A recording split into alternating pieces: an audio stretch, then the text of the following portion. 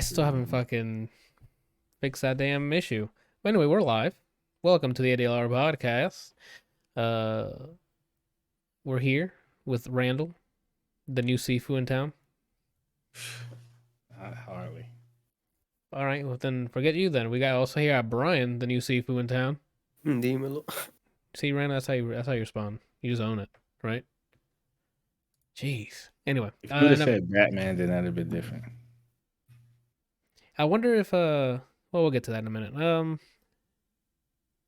I'm your host, Anthony. Obviously the ADLR. Anyway, New Sifu in town. new Sifu in town. First, Nah, he's the new Aloy in town by Friday. shit. Well, not I have to Friday. wait I'm for that I'm to- busy this weekend, but I have to wait for that shit to be on sale. I don't want to spend $70 on a game, so I'm gonna wait. oh And it's wow, hurting me.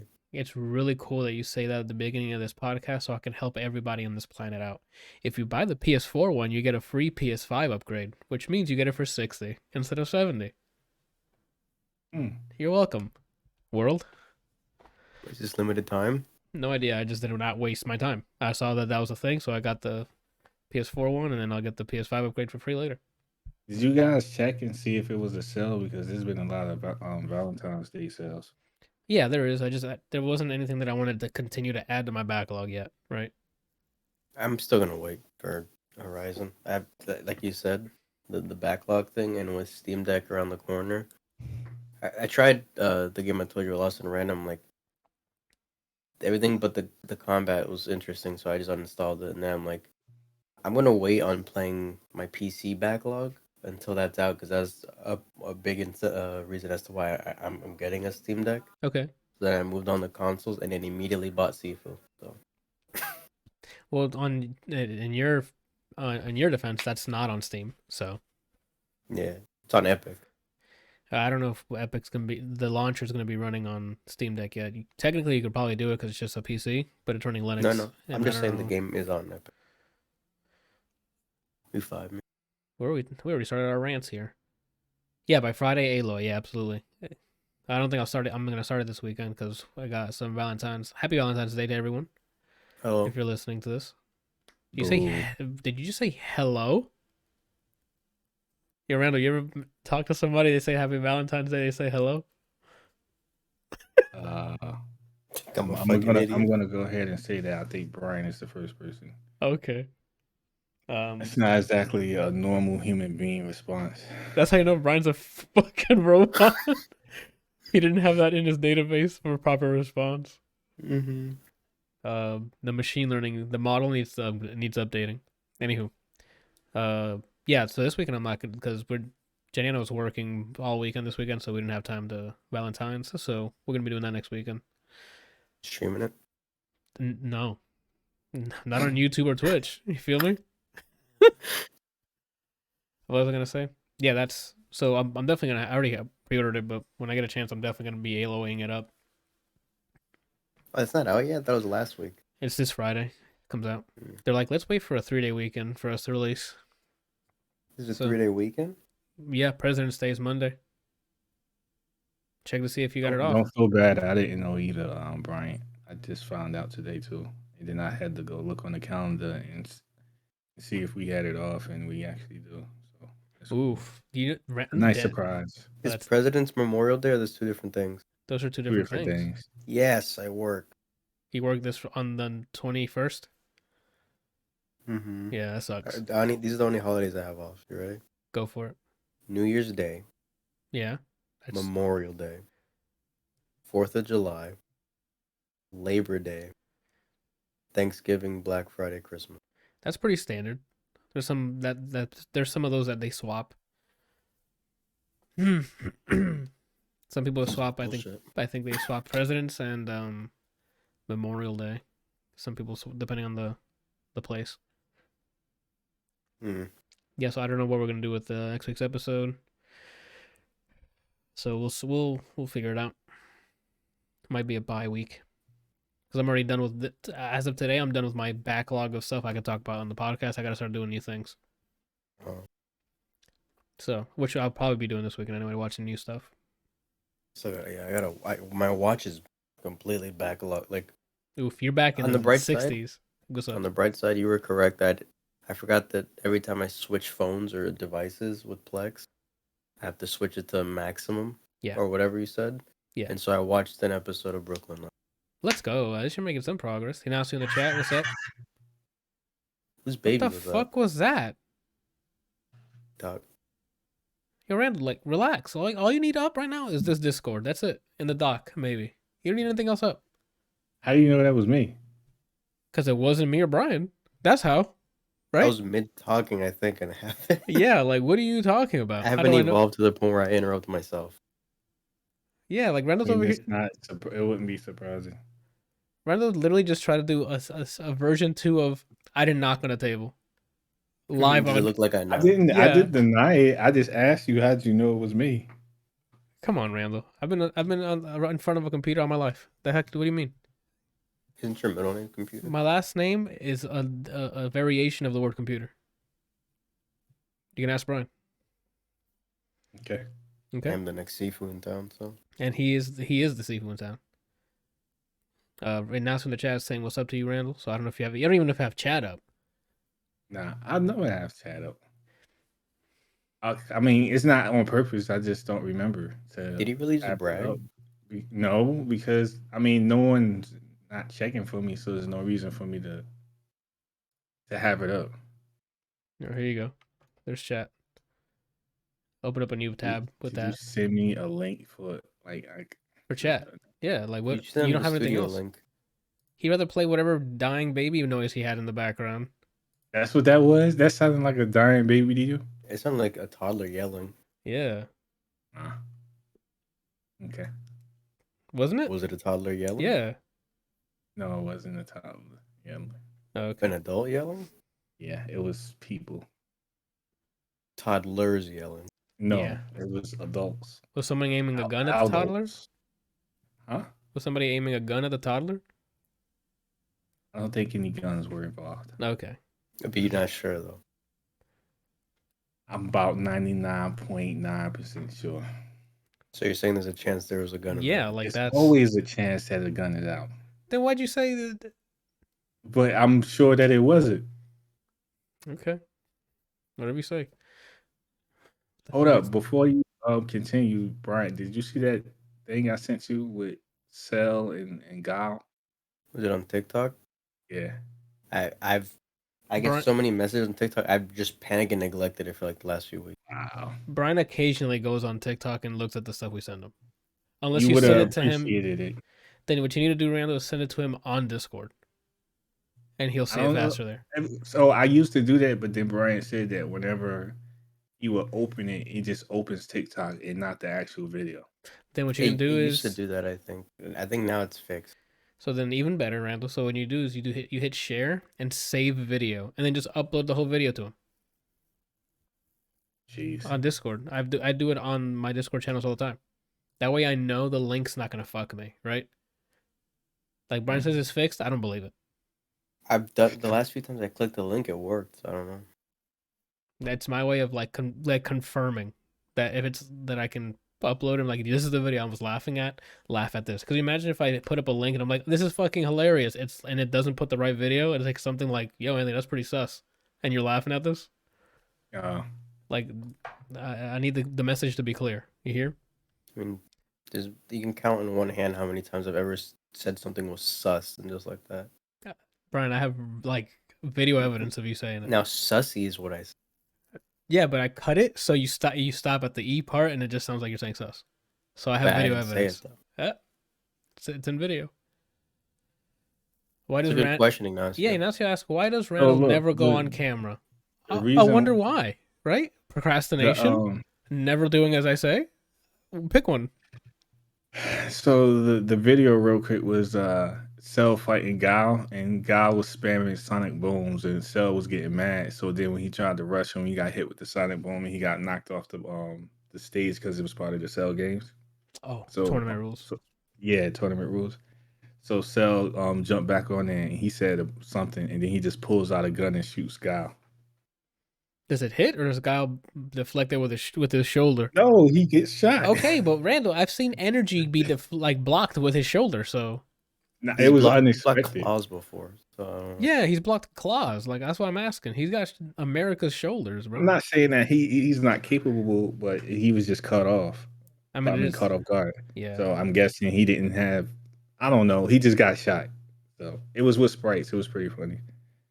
Speaking of Guile, I guess what could use as a transition. Are you guys hoping it's the next Street Fighter for this Capcom countdown that they have, or are you hoping it's something What's- else? Countdown. There's a Capcom countdown that Brian put in my Discord that it's the website's capcom-games.com and then like a countdown, which everyone's speculating it's a new announcement for whatever they're working on next. So I'm thinking it's either the new Street Fighter or Resident Evil 4 remastered. Apparently it coincides with the next Street Fighter 5 tournament. Oh, does it? Apparently, I don't know. So I guess back to the question there, Randall. Are you hoping it's Street Fighter 6 or are you just hoping Capcom brings back something? Because there's also been rumors of Marvel vs. Capcom 2 getting a remaster. So, thoughts? Well, I really don't hope it has anything to do with Resident Evil because I'm tired of seeing Resident Evil. You already burnt out? I thought you were a fan. I am a fan, but like it's changed so much that it's like I don't have the same feelings that I used to have for it. What? If they do the remake of 4 the way they did 2, I'm all for it. Because the Resident Evil 2 remake, I love it. Remakes are great because they aesthetically they look good and blah blah blah. But I want something new and fresh. I want the story to move forward, but with the original characters. Well, then they need to redo it because the story has been moving forward. It's just we don't care about the lead character, and now at the end of Village, I mean that ends. Like where's Claire and I don't know. I mean, you saw her in 2. And then Chris shows up. That's a in remake, this new right? one, but he's like, I know you said you play with him like the latter part of the game, but it's not really. By the time you play with Chris Redfield in Resident Evil Village, it's basically a first-person shooter. Like there's no horror element. It's just hey, do this op and shoot it. You have so much ammo, and like the weaponry they give you he's like special task force at that point, just gunning down everything. I'm like, I was waiting for like killed by like a multiplayer shooting UI to come up. It was not the same as like playing Chris in 2? No, 1? I think it was in 1 at the mansion. You get to play as Chris, right? It was Chris and Jill you picked? In the Yeah. Resident, yeah. In 1, yeah. In mansion, yeah. I think it's Chris. So if they're not, do you know if it's a game or if it's multiple? No one knows. They just have a countdown, and then the speculation began. Well, So I'm hoping I'm it's gonna go another ahead one. and say that it's probably going to be multiple because it would be pretty pointless to build all this hype for one game. You are. I mean, it might be cool if it's like something I don't that think you understand. everyone wants, huh? I don't think you understand Capcom, Randall. They will definitely do a countdown for one. Yeah, thing. I know they do something ridiculous like that, but I'm trying to be optimistic here. So, if it's Street Fighter, I don't know, man. Like Bryant has made me lose all hope in anything with the word Street Fighter in it. Why me? I didn't. Because you're like the leader of propaganda when it comes to Street Fighter. Well, Brian also secretly works for Arc Systems, so Well, yeah, there you go. So, he's undercover. I've lost any type of enthusiasm when it comes to Street Fighter because I don't know. I have not. I could probably count on my 2 hands how many times I've played Street Fighter. 5? You mean specifically? Yeah, like the most recent. Yeah. Like I don't have any of the updates, but whatever. I don't know, man. Question: I don't know what Have it's you guys talked about the big companies' new acquisitions of other companies? I don't know if we talked about it. We just kind of celebrated it and moved. Like it's good stuff that they're buying off some of these companies to clean them up, specifically Blizzard and Activision. Sony buying Bungie is like, huh? That was like we can buy companies too. Yeah, but it's not. it doesn't. No matter what people tell you, it doesn't hit the same with the way Microsoft bought Bethesda and they bought Blizzard Those are real Activision. moves. Those are bigger moves. Like Yeah. not to discount Bungie, but they're talented developers. But what they pulled is not the same as what Activision Blizzard pulls. What Bethesda pulls. Who else did Microsoft? And Microsoft bought a bunch of indie devs, I think, too. Oh, they also bought Double Fine, I think. I think so. Yeah. Like What do they have besides Destiny? Bungie, they did Yeah. Halo, but Bungie, time. yeah, they worked on Halo back in the day, the first 3 Halos, if I'm not mistaken. Then they went off out of first party agreement with Microsoft, so they got to do their own thing, and then they made Destiny 1. Then they were bought, I think, by Blizzard Activision and became owned by them. And then they continued making Destiny. They released Destiny 2. Then they broke out of Blizzard Activision to do their own thing. And they've been doing Destiny 2 for a while. And then now they've been bought by Sony. Now, I'm sure they're probably making something new. And I hope they are. If it's Destiny related, cool. If it's not, also cool. They were the best Halos, by the way. Yeah, they have a huge nostalgia. Like, you can go get Halo Master Chief Collection and spend hours playing those old maps and stuff. So, like, Halo 1 through 3 were definitely great. Especially in terms of level design and, like, nostalgic times we had with friends, split screen, LAN parties. It was like the last hurrah of split screen stuff. And then online came. And that's I think priority. the only reason Sony bought Bungie is, I mean, all they have is Destiny. But also, out of the 3 companies, Sony's the one that's been showing they're more towards esports and just gaming, pro gaming in general. I mean, they bought Evo. They before they even did the acquisition of Evo, they held like weekly tournaments and stuff like that on their platform for like Arxis games. So I think they bought Destiny because and their biggest player base I think is on PlayStation. So I just think they're gonna push that competitively now. That's my guess. I think it's good. This is how we get better products, by people competing against each other. Or companies competing against each other. So hopefully You tell that to EA. Yeah. I mean, EA is on their own. Like, they're a huge publisher. They don't have to worry about being bought by any of these guys. They have Apex. They're fine. And they have Apex, which is bringing in a ton of cash, right? So. Meanwhile, letting Madden fall into the gutter. Yeah. Sure, I would like to see. Buy it the next year. That's what I want to see. If the sales have been declining, or staying normal, or what for Madden. Because it'll always take a certain amount of decline for them to be like, okay, we'll take a break this year or something, and then they'll rework Madden to actually be presentable, right? Well, they have Battlefield. They lost the exclusive FIFA license, so I'm hoping that they lose the NFL license as well. And that'll all depend on if they have that decline, right? Do they have sales numbers out for EA for Madden? Is it public? I don't know. Because if like year by year the sales for new Maddens are declining, NFL might take a look at that and be like, hey, look, y'all are either fucking up or people just don't give a shit about sports games anymore.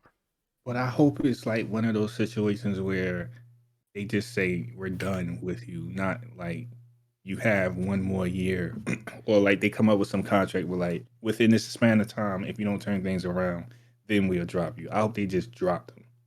Well, I think it's been long enough. It'll also depend on who's talking to who, right? Like if a big wig at EA or I'm sorry, NFL speaks to somebody from Lucasfilms or someone else, whoever owns the Star Wars property, that's what they did. They pulled out of the EA exclusivity and started giving the license to everyone else. Because that's a smarter way to do it. Just depending on one publisher to make the games, you're leaving money on the table. Have a bunch of different houses make different games and collect the income that way. Mm-hmm. So if they speak, and NFL's gonna be like, "Oh, you're right." The next time when the time comes to renew that contract, they're gonna be like, "Nah, we can rent out the license to you, and you guys can make a game." Just similar to what Star Wars is doing, if I'm not mistaken. And I think that's just a better route. Shoot. I mean, I lost faith in EA Sports games when they made NBA Street Home Court. Shows ass. I wonder if they're ever going to revisit that. Is EA Sports Big still a thing? I don't think so. Nah, I don't think so either. They've been dissolved? That sucks. Then I doubt that's going to happen. I don't know if they've been dissolved or rebranded. Oh. Other EA Sports get on there. Yeah, if sports games now feel repetitive, yeah. It would have to be something like stylistic, like Brian mentioned, like NBA. If they remake an NBA Street or NFL Street, there's something that's like more arcadey, right? That gets people excited to play the thing. Knockout City is their attempt of that with dodgeball. And I mean, that looked fun to watch. I haven't played it yet. I supported it because I'm like, What okay, I forgot to play. Man. I mean, I'll join you. I have it. No. It was the Windjammer. game that you guys recommended last podcast. Windjammers. You haven't played Windjammers Yeah. yet. You need to play it, dude. Yeah, well, that's a fun time, man. Yeah, they need sports games like that where it's like arcadey. It's like over the stylistic. It's fun. He was let down by Battlefield 2042. Oh no, I still play that from time to time. It's just now gaming season started. Dying Light 2's out. Horizon's out this Friday. I've been playing a lot of Ghost Recon Wildlands and Ghost Recon Breakpoint. I played Wildlands because Narcos, so we'll get into that in a minute. You say oh? No, I said, oh my goodness. Yeah. I'm just thinking about that scene with the baby. Yeah. I've never seen no joint like that ever in anything that I've ever watched. It's nothing like that was some Rick James. They took it too far type stuff. Such place. That was about to get even further, but of course they had to save it because imagine airing that. Yeah. Talking about Narcos? Yeah. Yeah. Netflix only. Yeah, but then it's still I mean that's true. I guess so. That's still hardcore, man. Like that's rough. Like a dog barking. Now, so I was about to ask, how are those? I don't even know what he's referring Those to. Recon games, probably. Oh, I personally love it. It's open world, it's tactical, it's slower pace, so it's not like you can play up to 4 players co-op. But if you don't have people playing with you, you have like teammates. You can order them to go forward, to hold still, things like that. DLC's on sale. Did you get the passes? Oh, I haven't. I don't know if those DLCs were on sale. You liked or retweeted the Ubisoft sale. Yeah, that's because that's one of the publishers I'm behind because The Division and now Breakpoint and Wildlands. Like I like a lot of their open world stuff. Immortals. Watchdog. Ubisoft, the game, yeah, is I get it. Rainbow Six. We need. I was going through my installed games. I'm like, I finished the tutorial for Extraction. We have yet to play Extraction. So, we might have to do that this week. I did continue playing over the weekend Apex Legends. That control mode, I'm like, yes. The 9v9, it's so much fun. I like it. Yeah. I finished up most of the challenges. The only one I need to finish is get the bonus objective stuff. But those are difficult. Is this week a new week for like where they get you a new character for free, or is it like every other week? Yes, it's tomorrow, I think. Tomorrow, the day after, as of this recording. And then we get... Oh my god. The last one's Valkyrie. Who is it? The one before that? Horizon. Watson. Oh, it was Watson? Yeah, the little adorable lady. Yeah. I have yet to play Apex Legends. I don't know if you'd like it. Do you like VR games? I think you used to play the Call of Duty one, right? Yeah, he Worth played a shot. Warzone. I mean, it's But free. yeah, it's true. It is free. So download it and give it a shot. But it's not like It's I think it's more complicated than Warzone. But that's just my opinion there. It's quick pace, very quick. Yeah. The only complaint, I don't know how bad it is in Call of Duty, but in this, if you get high enough rarity of shields, it takes you need to get a loan for how much bullets you need to kill somebody. Yeah, they're more spongier than Warzone, so you have to land a lot more shots. That's why I like Control. Everybody's blue shield, and you have to somehow wait for the spawn drop into the higher rarity ones, but everyone blue. I used to play Unreal Tournament back in the day. That's a good comparison to it. It's just slower than that. It's slower than Unreal Tournament, and they have more. They could potentially have a lot more health because of the shield, the different types of shields and things like that. Just give it a shot. I say play it, man. And it just, I don't even know if it's a huge download either. I don't remember. I would assume so. But that's true. It's been 3 years now, I think, of content and skins and audio. I'm still surprised Lost Ark is 70 fucking gigs. I'm not. After watching some people play and the cutscenes and the amount of audio and shit that's in it, I'm like, no, that makes sense. There's too When many. you were playing, were you skipping cutscenes and all that? I have no idea what the story's about. Like any second it says skip, I'm smashing escape. I don't care. I tried. No, I did not. The opening cutscene was like a 2D art of, and then the dark, some light. Done. Next, I've heard it before. There's light and dark fighting each other. I'm picking one. Got it. Moving on. I did not care. Was the art not appealing? The art was fine. It's just not. I'm trying to play this game right now. I'm like, oh, I'm excited to play a Diablo type game again. And I'm like, okay, let's see what the story's about. And off rip about back in the day of thunderous tundras and some shit. The random. I was the weekend. I'm just trying to game, right? And they were hitting me with some shit that I don't care. Like, I don't do this to me. And now everyone's looking for the lost ark. No, I'm not. I'm looking for shit to kill. That's what I'm looking for. Yeah, I got 4 guns on me. They got to start popping off soon, Jack. I can't just sit here talking. I got this brand new massive fucking sword that for some reason is clipping through everything. I'm here to just swing at it, right? Or swing it at people, right? I feel like Anthony is not the ideal person to be in the army. Because there's absolutely rules and protocols, and he just wants to go in and shoot everybody. It depends. If it's me on my own, yes, I am that person. But if I'm with a group of people and someone else is clearly like experienced and he's like, yo, we got to do this, this, and this, I will fall back. I will listen to what they got to say, right? But if it's time, you're in the thick of it. No, if I'm in the thick of it, then I'm still listening to him. The thing is, to me, Randall, when I ask a question and no one answers, I'm taking authority and I'm moving on, right? Yo, what should we do? Which involves killing everybody. I'm moving forward, right? I don't got time for that. We got to keep it moving. Anthony almost killed like several civilians, and I feel like if I had not been in the room, there would have been a lot of casualties. No, he's talking about this weekend. I was playing Wildlands, right? There's people who are like, "Oh no," and like walk in front of you as you're in the middle of firing a weapon at an enemy. Wait, did you watch me and Anthony play? Did you see me play the Wildlands? I mean, he can. It's on the channel. I have. Why? Is there anything particular you're pointing out? There's a lot of explosions. Oh. I think the favorite thing that's happened to me while playing with Brian or by myself is I get full of myself launching off a helicopter, like getting in the helicopter and launching up, where I get too comfortable not knowing my surroundings. So I'll like go up and backwards right into a tree or a fucking like landline, and it explodes right there. Like literally seconds. Yeah, like seconds after like taking off. And then I'm like, well, there goes our ride. And I have to go get a car and drive all the way the fuck to whoever knows where. Jeez. I put landmines on my vehicles, Randall, and I drive it at people. What? Why not, Randall?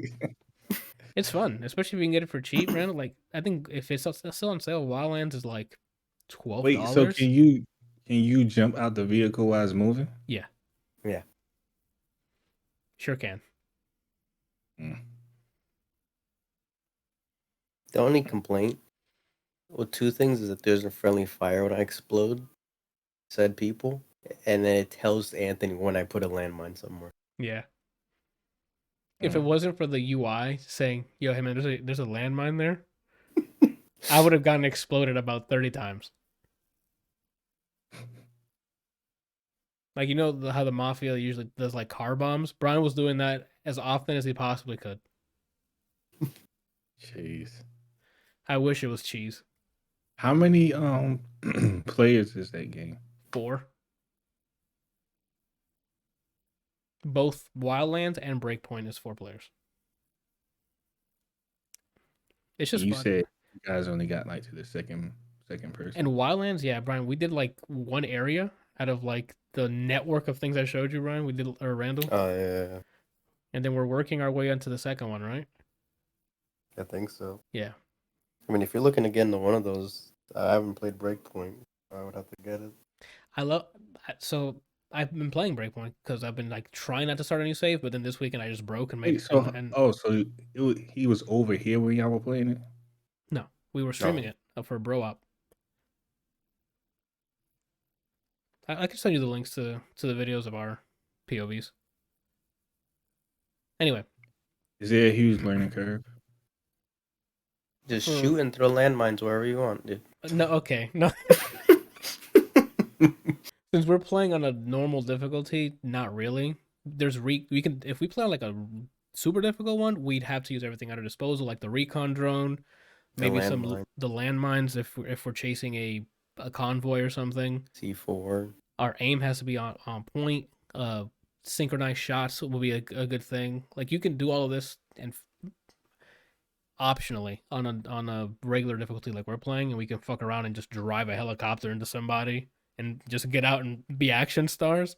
But the harder the difficulty, the faster they'll detect you. It won't be like doom doom. You know how like the meter will go up Yeah. slowly? It's there he is, and then they start fucking shooting, and then they let everybody else know, and then they can call for reinforcements, which might call in the government officials, which is the Unidad, which can come in with helicopter. The whole thing can go to shit quickly. But it's definitely, for me, it's Ubisoft a game. It's an open world game with a bunch of shit that you can do, and it's checking boxes. All right, I got everything in this zone. I beat all the missions in this area, side missions. What's the next area? And then you just complete. So The game Randall needs to play with us since he liked Back for Blood. We need to play Rainbow Six Extraction. I told him to install that's it. a zombie game. The stealth is highly key. suggested. Yeah. It's not suggested. That's my area of expertise. I need to Cut clip to this. him getting found first. Yeah. Nope. And anytime there's a game that involves stealth, I usually like get through the whole level without being discovered. Okay. I'm not saying that's impossible in this game. I'm just saying you're playing with me and Brian, which means you You're cannot. playing with Anthony. Let me. Yeah. Let me. Yeah. Anthony. You're playing with me. The patience of mustard green. And here's my thing. I know this is sound stupid and made up because it is. So, I do quick stealth. And I don't think you understand. I do like ad lib stealth. Like I go in there with a silent pistol and quickly pop things off. If shit hits the fan, I react in stealth, but I do it quietly, right?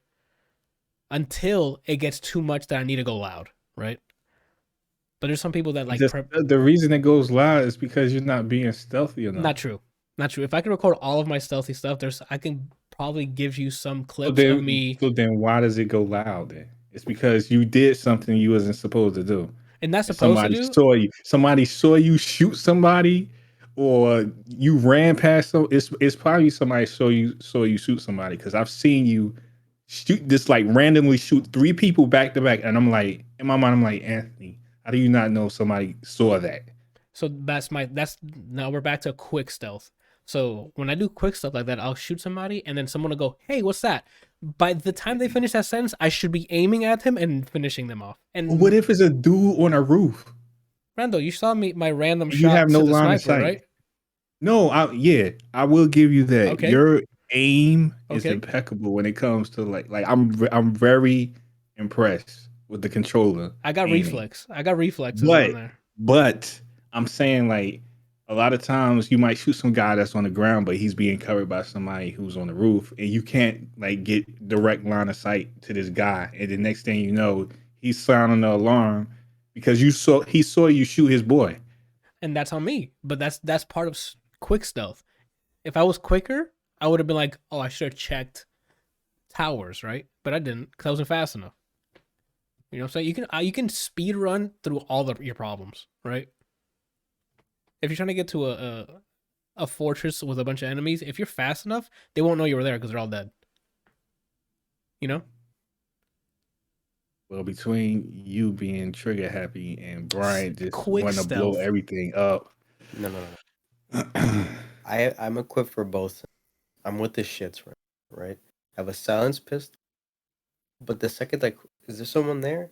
I don't go and run. When the frame it plays action music, everyone's getting shotgun meleeed and exploded. Gosh. But up until that point, no one's gonna see me, and if they do, They're gonna see the kill cam right after. Right afterwards. So Randall, go ahead and install Extraction, and then this Wednesday we'll try us 3. Because I haven't installed. I did the training. Actually, Randall, you can go ahead and do the training. Because me and Brian already went through the training mode. We just got to start playing together. I'm letting you know right now that, well, you already know I don't play FPS. Well, that's not fine. really an FPS That's fine. game. Here's what we'll do. I will fall back, and one of you guys will be squad leader. Y'all tell me where to go, what to do. Nah, you do your thing. Is you can divvy up between you two because you two have the most experience. I'm okay with falling back because I know nothing about this game, and again, I don't really play games like this a lot, so it's going to be a learning curve for me. Well, that's what I'm saying, to do the tutorial part. Like that, it gives you a good primer of what to do and what can happen in different mission modes, if that makes sense. And it's on Game Pass. That's why I'm telling you to install it, because you should have access. You still have Game Pass, right? Yeah. Then as you're installing it, thank me that it's on Game. That's true, because literally Brian bought it. He's like, "Oh, I got it, so we can play it." And then, like a week later, Xbox is like, joining Xbox Game Pass day 1. Oh. Rainbow Six Extraction. Jeez. I still ended Maybe you should say stuff out loud, but then don't act on it. They know, and Randall. Just wait. Randall, they know. They have the receipts. I do what I say do. Shout out to Chief Keef. What was I gonna say? Yeah, and I still ended up getting it because, I mean, we were planning on getting it to play, so have it on Ubisoft Connect. Are they like silent melee takedowns? Yes. Yeah. And they happen pretty quickly, so you don't have to worry about like a huge ass fucking weird animation. It's just done. If you die with a character, they get kidnapped and you have to do a mission to save them. He knows about that. I've primed him Wait, on that. Oh, I'm sorry. I'm thinking about... Okay. I was thinking about the game you were playing, Anthony. Oh, Ghost Recon? Yeah. This whole time, that's what I was thinking about. No, we're talking about Extraction. Rainbow Six Extraction. That's the one with the aliens. Yes. I want to play the one you were playing. I want all 3 of us to play that game. You can. Okay, that's not on Game Pass. So you'll have to fork up some. You have that game, Brian? He has Wildlands. That's how we played, Randall. He is freaking out right now. He is freaking the fuck out. Because I think we were talking about different games the whole time. So it's Wildlands. That's the game you was playing this weekend, right? Yes. The cartel. Yes. Okay, that's the game I was thinking about this entire conversation. Okay, no, we were talking about that until I don't know if Brian or me mentioned Rainbow Six Extraction, and then we started talking about Extraction, about that. So when he was talking about the mines and blowing stuff up, he was talking about Wildlands? Yes. Okay. But I'm equipped to do that in any other game as well. Brian has suppressed weapons in Wildlands. Mm-hmm. And when the 2 minutes that we spend going silent, he's using it. The second an alarm goes off, that fucker's off. Brian's he's literally just on his own killing you everything. Lay down before you blow them up. Landmines I can have I think as many as I want, or 3. I don't think you can trigger them. I think it has to be someone who steps. C4. It's pressure. It's C4 that you can trigger. Or if I put them down and I shoot the landmine, it explodes. That works too. We did a whole defense mission where people kept driving in on my landmine. Mm. That's what I do. You feel me? I'm just zoning. You feel me? Yeah. Shoot, let them know. Shit, you feel me? Fuck. Yeah, but Randall, I think it's still on sale, Wildlands. So I mean, I would capitalize now and get that on sale. I want to try Breakpoints. The beta was ass. The beta was barely playable. That's what we're going to talk about. So Breakpoint, we got some negativity from Cobra in the chat. He's our designated Ubisoft gamer. He's Ubisoft social media manager. Yeah, he enjoyed Wildlands more. And then me playing as much Breakpoint as I have now, and comparing it to Wildlands, there's so much more options in Breakpoint in terms of how you want to play it that I like it more. So you can play Breakpoint like it's Division 2 with gear score and like stats and stuff, and you find better weapons and loot. Or you can play just like Wildlands, where there's a gun that has its own stats, and you're playing immersive mode. And you can swap at any time. So I find that really cool. You can just, if you want to do a loot and shoot, you can do that. Or if you just want to stick to how Wildlands works, you can too. So do you like it enough that I buy it, is my question. Because it's on sale. So do you like it enough? Breakpoint's on sale too? You liked the tweet that I saw. Oh my! I'm fighting you. Okay, but I didn't look at what was on sale, right? I just panics. He's like, Ubisoft, and then just fucking hits retweet. That's gotta be offensive. That's you though. I was that's someone else. Oh shit. I mean, I would say yes because I really enjoyed Breakpoint. Look, fucker. Franchise on sale. I'm clicking it. Okay. Slut. You all. You just call me a slut? Yeah. Damn, bro, don't put me out like that. Right, Randall? All right. Hold on. No comment. Oh, Breakpoint by itself. Breakpoint by itself right now. $12. $12, bro. Deluxe edition. I don't know about the. I Deluxe don't. edition's $15. Oh wow, I don't think I have any of the DLC, but for $3 you get. Is the deluxe edition all the DLC? I don't think so. There's like a bunch. It looks like I'm ordering coffee from how many different fucking editions there are. Hold on. $15. See what it comes with. I guess. Anywho, I know I like both games. To be honest, I like the setting, I like the whole cartel thing in Wildlands, and then I like the animations. I like the stuff in Breakpoint. Like I like both of them. There's a gun attachments. It looks like. Yeah, I don't know. But that was the gold edition. I think the gold edition is the one with the actual DLC passes. Brian, you gotta put your foot. You're like out of focusing. Yeah, like your camera doesn't know what the hell to do. It says some missions. Yo, tell me, use better words when you're trying to get me to buy something. It's marketing. What can we write in here that makes it look whimsical enough for you to buy this? With this state-of-the-art mission, you can come in and destroy the world with this weapon. Yes, right? I'm in. Sign me up. So yeah, Randall, I mean, whichever one you want to try out, I have both. So, and Brian has Wildlands. Yeah, So, I was thinking Wildlands. Then there you go. Brian, you don't have to get anything. Okay, but I'm saying, do you want me to get this? Is this fun Do enough? I want you to get it? That's up to you. Is it good enough that we could actually it would be a good idea to play this? For content, maybe, because there's a thing called injuries that like you can play the hard difficulty. Like you can get shot and you get injured, and you have to like maintain yourself and. I don't know. I can't tell you because we haven't played Ghost Recon Wildlands long enough to see if you hate it, right? I'm blocking you. Okay, well, I'm blocked. We've done one area. That's it. So, all right. So, Randall, you got to let us know what you're doing, right? What are you talking about? If you're getting Wildlands, if we're doing it this one, like I It is need on Game Pass, right? Extraction. Rainbow Six Extraction is on Game Pass. Wildlands, you need to buy.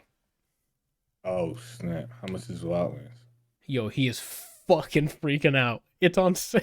The one with the bridge, Randall. The one with the one with the bridge. Okay, all right, I'm good now. There you go.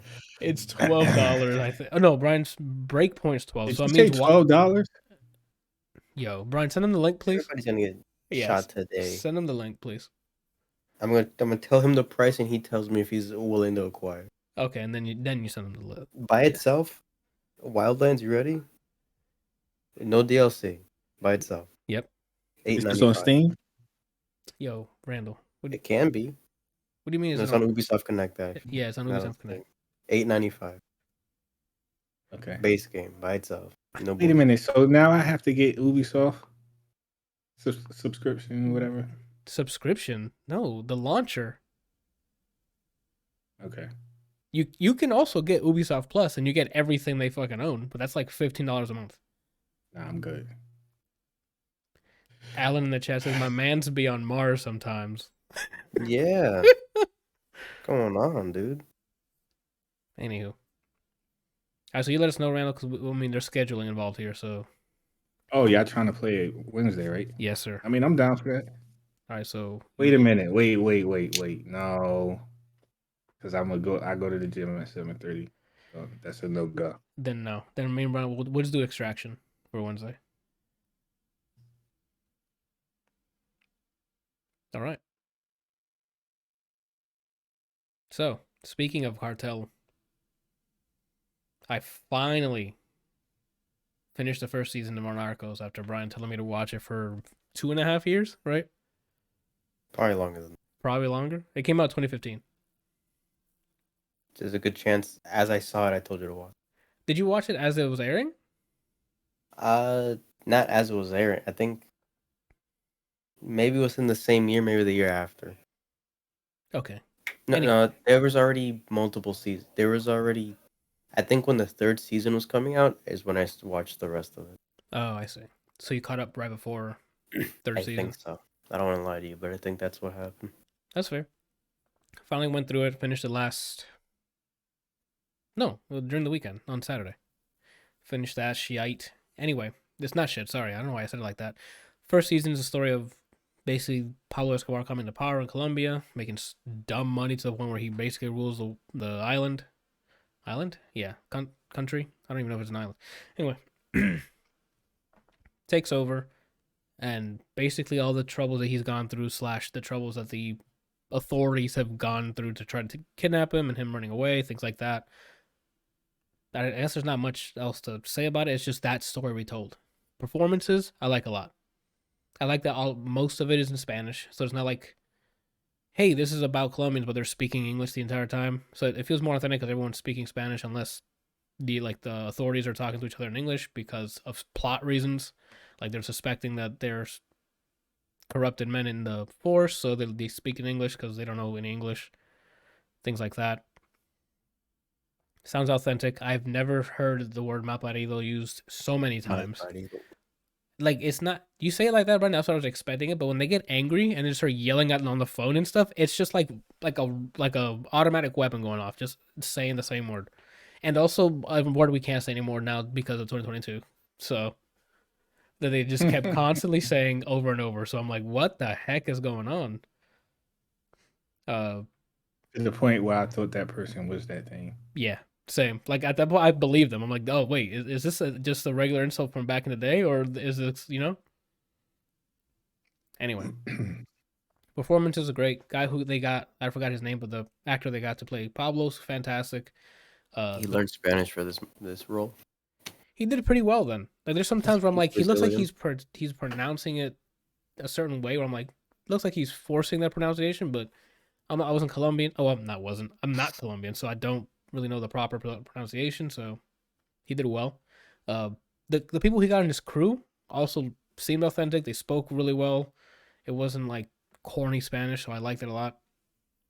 For the dialogues back and forth. What else? I like the political game that they were playing with the president and like this cat and mouse of trying to find Pablo, trying to find a loophole to, finally get him and bring him into justice. What else did I like? The intro. The intro music was really good, but Brian, by like the last 3 episodes, I wanted to see what was happening. It was in a good way. Like I want to see what's happening. I had to skip it. I stood with it like the first 4 episodes because I'm like, I like this, but then it picks up halfway, and I'm like, no, I'm sorry. I love the song, but I'm binging it. I'm like, I think I saw like 3 episodes on this week. Oh, the last 3 episodes back to back. I'm like, let's go. I need to save all these minutes, right? What else?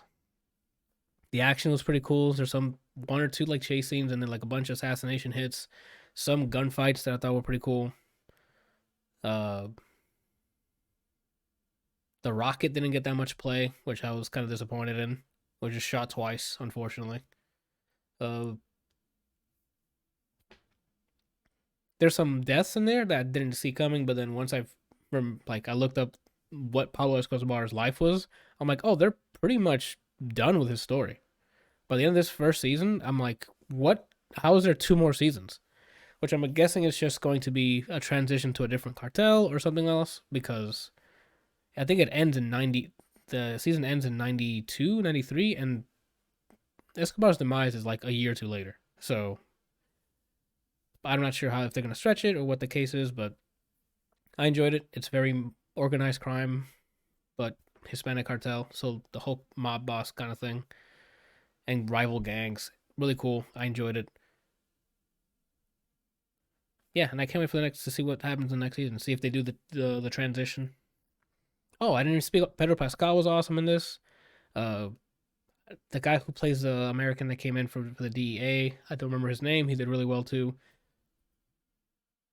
Am I missing anyone else? Everyone played their part great. My favorite character is Carrillo, the non-corruptible that led the search block. That was by far my favorite character. I was really rooting for him, hoping that he gets him and things like anytime he's on screen, I'm like, get it. And then he got one of them. Spoilers. And damn, that was quite the send-off. But he got one, which was really cool. Which was a win, but then I was like, damn. I don't know. That's about it, man. Like I really enjoyed it. Only 10 episodes. Is it 10 for the rest of the seasons as well, or did it get longer or shorter? Do you not remember? I remember that there's 3 seasons. The episode count, it flew by. Gotcha. I will say to warn you, the second season's a lot slower. Okay. But it's like to build things. Which makes sense. That's what I figured. Because if there's 3 and Narcos is not Narcos. Escobar's about to get destroyed. I'm sure it's trying to set up whatever happens next. Which I'm assuming it's the Pacho guy. Because by the end of this season, he's already been trying to make moves. Because shit's going crazy. And then he pulls in the DEA agent, spoilers. And then I'm like, okay, so plans are forming. I think it's going to shift gears to them. And we'll see what happens. I don't know if the characters showed up in the first season, but there's going to be there's a guy character, right? Okay. That's married. His wife. Oh, does thanks to you? Yeah? Yeah. I don't know. Randall, I don't remember that. Wait, yeah. what? Yeah, I don't think that's happened. Yeah, that's probably in second season then. Okay. Let me tell you something. I don't remember her name, but immediately looked her up. Oh, shit. Well, whose wife? We don't know, Randall. It's apparently it comes in season 2. I haven't seen it yet, so I guess we'll figure it out. Once I see Randall pull out his phone, I'm like, okay, this is the one he's talking about. Yeah, I haven't seen anyone like that yet. What do you mean, do Escobar? That's funny. And I guess it is also... I still haven't seen the meme photos yet in the show of him just standing by himself. You didn't see him sitting down by himself in the first season? It might have been that, maybe, but the one where he's like in the pool, I don't think that was in the first season, so I haven't seen that. So I'm basically waiting for all those memes to pass by. So I'm like, okay, now he's done. But I don't know. It's been a good time. I definitely been enjoying it. The pacing was really well done for the first season. If it slows down, that's fine, as long as it's setting things up. I really like the political parts because it made sense, because it's an entire government going up against a guy who can buy up people in the government, right? Which how much cash he's got. I also enjoyed his paranoia once he went to jail, quote unquote, which was basically a vacation home. So that was a cool side of seeing that, especially after what happened to, Anywho. And that's it. I definitely recommend watching that first season. It's really cool. What was I going to say? That's it. I haven't even looked at the doc. I just know that I had that on there. That's the only thing we've mentioned that's on the doc so far. Oh, I was going to transition to this earlier because we were talking about Capcom. Resident Evil, welcome to Raccoon City. Randall, on this podcast, you gave your thoughts on this.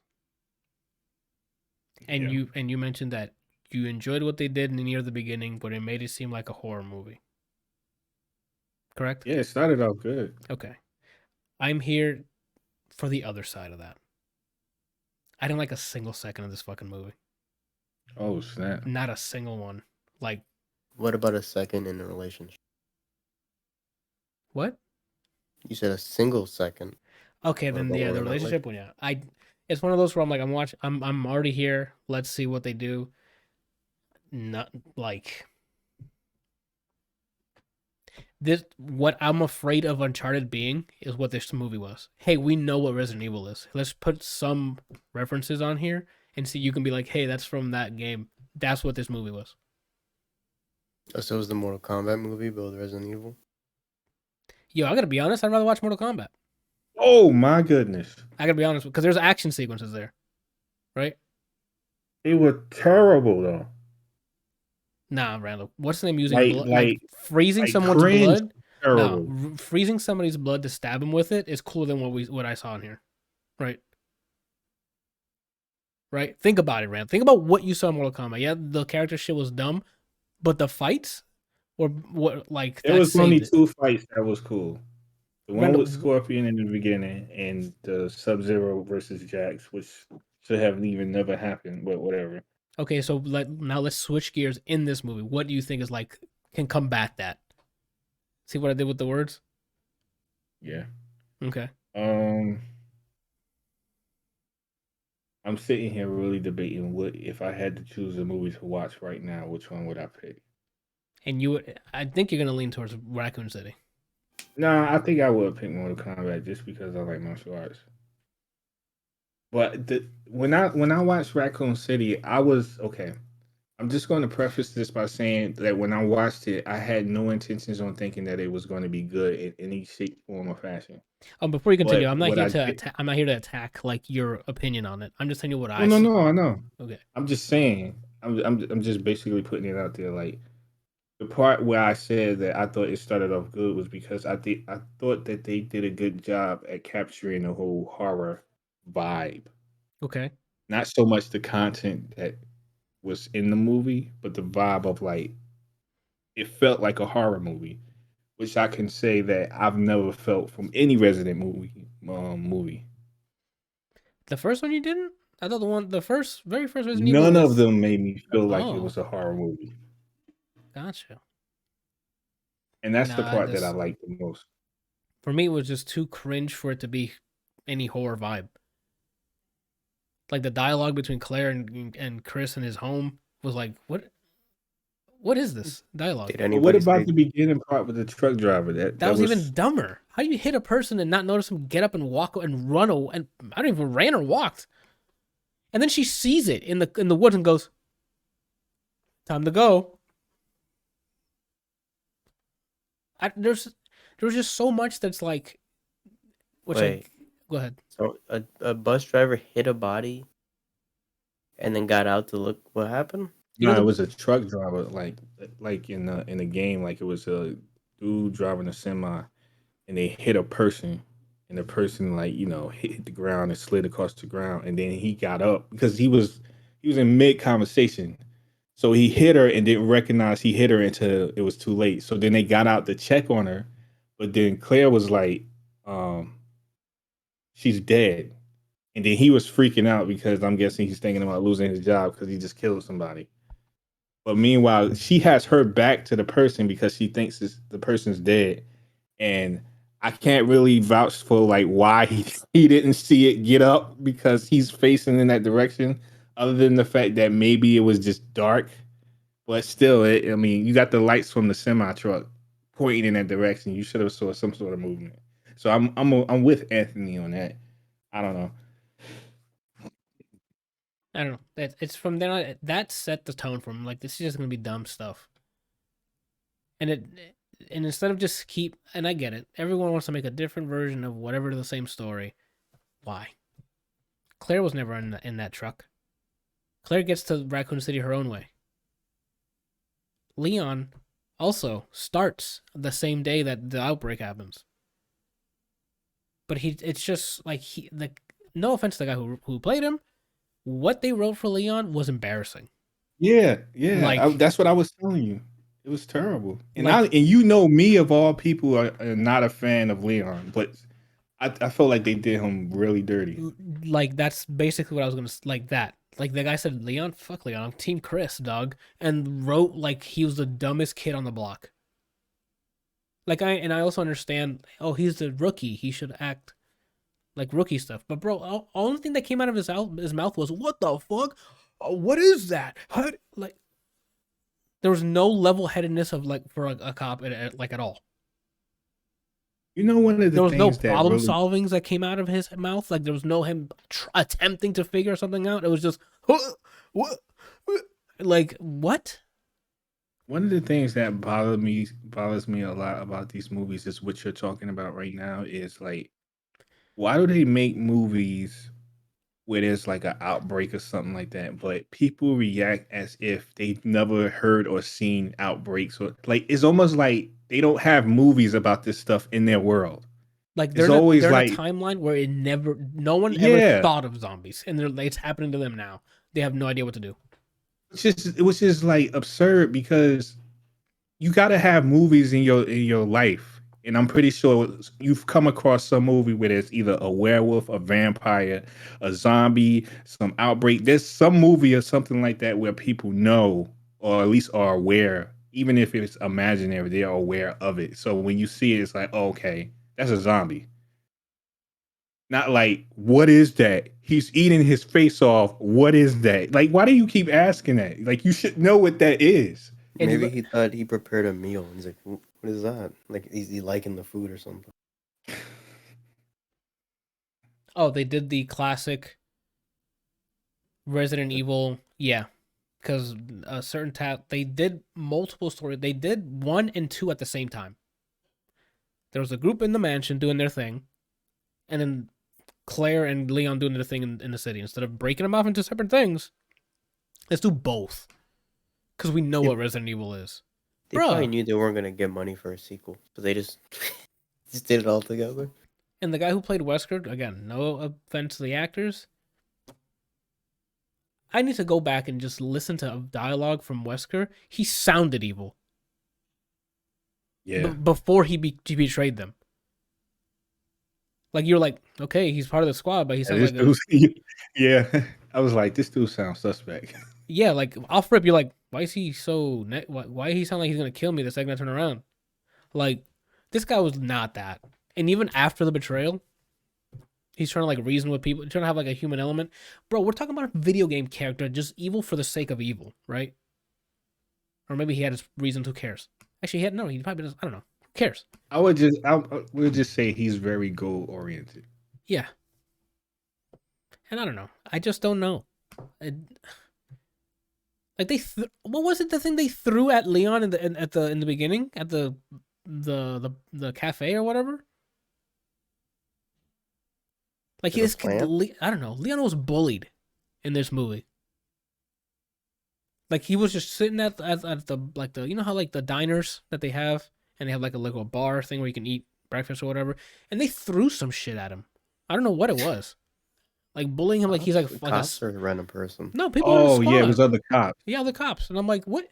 What are we doing? So I don't really know much about Leon. So was he trained before he became a cop? I think he was transferred, but I don't know what that means because he was still rookie. I thought he went through like, I don't know, boot camp, like training. Mm-hmm. And I guess he graduated, and the first precinct he was assigned to, I think, was in Raccoon City, is my guess. Because every time I've seen Leon on screen, he's always bodying somebody. He never looks like he doesn't know how to handle himself. So that's why I was asking. That's after 2. After the events of 2 happened, he's like, never again. I'm gonna get caught slipping with my underwear out, right?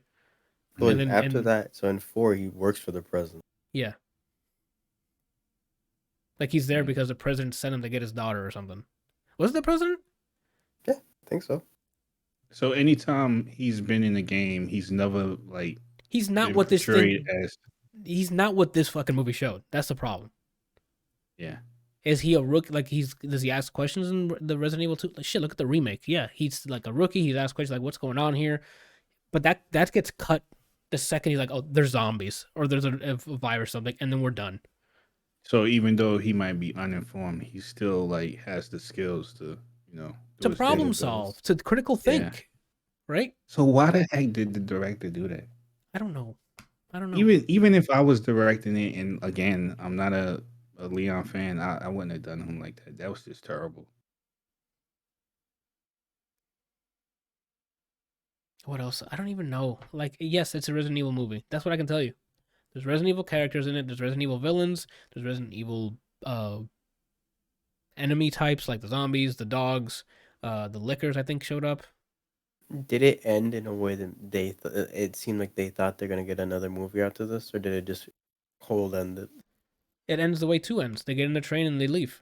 After the Oh, doctor does what he needs to do and everything explodes and they get on the train, right? Or am I confusing that with something else? That was the last part, but then something happens to the train and then it ends with them walking out of the tunnel. That's true. And I think they did do like a, oh, it's not over yet kind of thing, but I don't know. It's one of those, unfortunately. Another So, game, like another movie based on a game that they just butchered, right? do you guys feel like they shouldn't make movies off this game? Like they should just stop? No, I don't think they should ever stop. They should just learn from decades of mistakes, right? people like Ryan Reynolds are the people that should be making these games. People who are passionate about what it is. You see how much he's fighting for Deadpool and trying to make it as authentic as possible. It's people like this, the people who worked on Scott Pilgrim, who like let's make this into what it feels like an accurate, great depiction of the series. These are the people that need to be involved. Unfortunately, they can't fund it themselves. It seems like, or the studios are like, no, don't do that. And then they hire some guy who like Google's the word video games, so that's what this is, Yeah, and then makes a movie off of it. that's what Yeah, this seemed yes, like. man. Hmm. I, They'll Google whatever Mortal Kombat, went to the wiki page, but who's important, and they scrolled first 6 names, and then they saw get over here, and then fatality, whatever, and like I got enough for a movie. Hmm. I think Brian is onto something. I think what's happening is so the people who are actually passionate about it cannot get the backing because they want to make it authentic versus they get some guy to direct it and he's going to do whatever they say and the only thing they're thinking about is marketing, so they'll change whatever What and can get don't really more care people about in it the being authentic. theaters?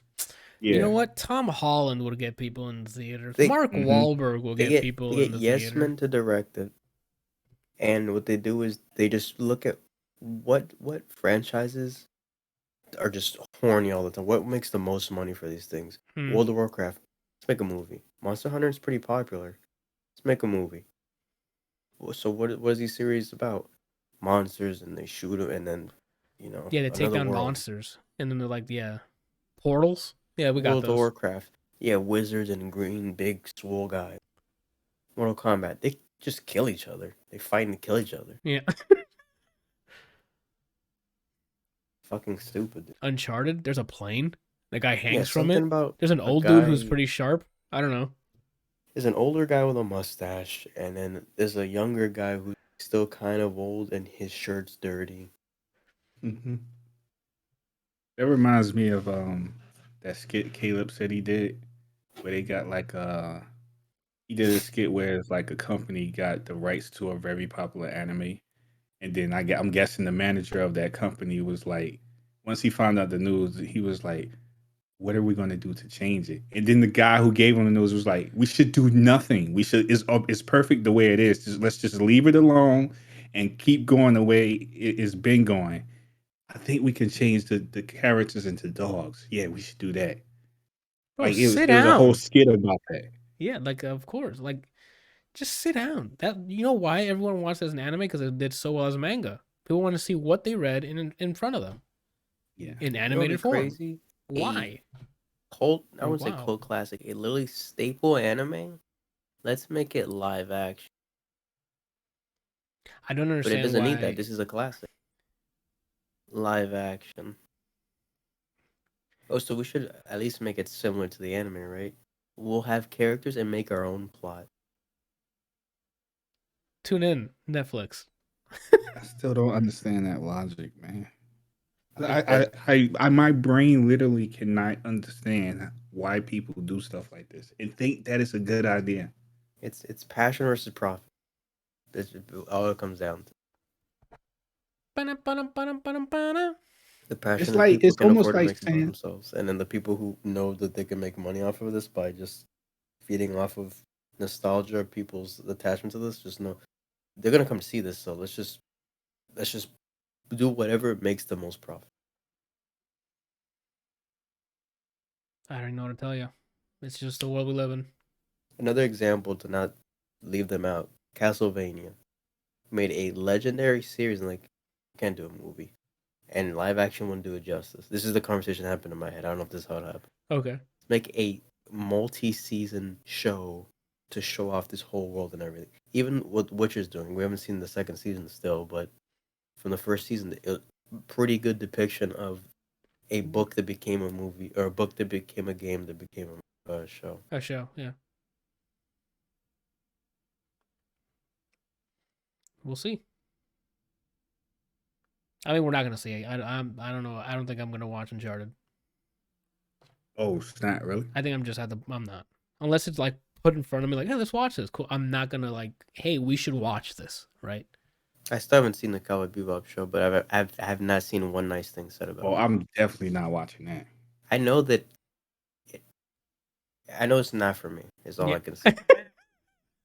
It's another Thor Ragnarok for me. If someone told me this is better than the anime, one, I'm blocking them, but two, I'm not gonna watch either way. Yeah, 'Cause it's if not someone's telling you that, they're a variant.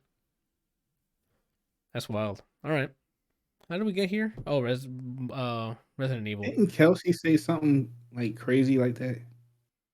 He said something was better than something, and it was just like off the wall. I can't remember what Suicide it was. Squad. The Yeah, he first said one? Suicide Squad, the first one, was better than the second one. Yeah. I mean, he had some. Yeah, he had a hot take there.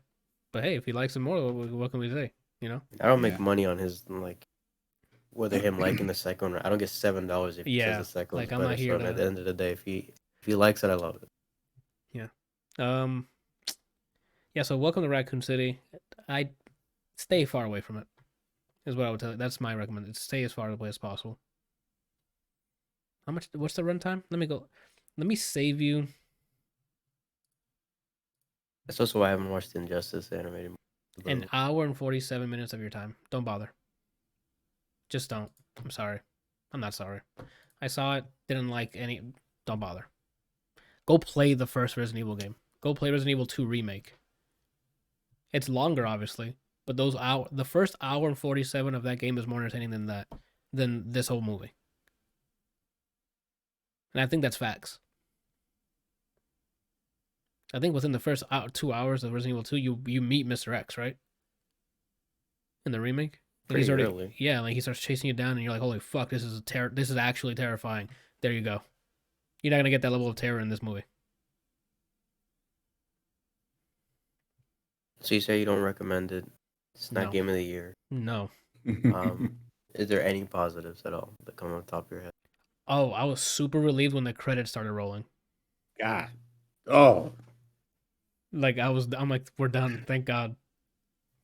I have a Capcom related question, and then we can move on to whatever you want to move on to. Go for it.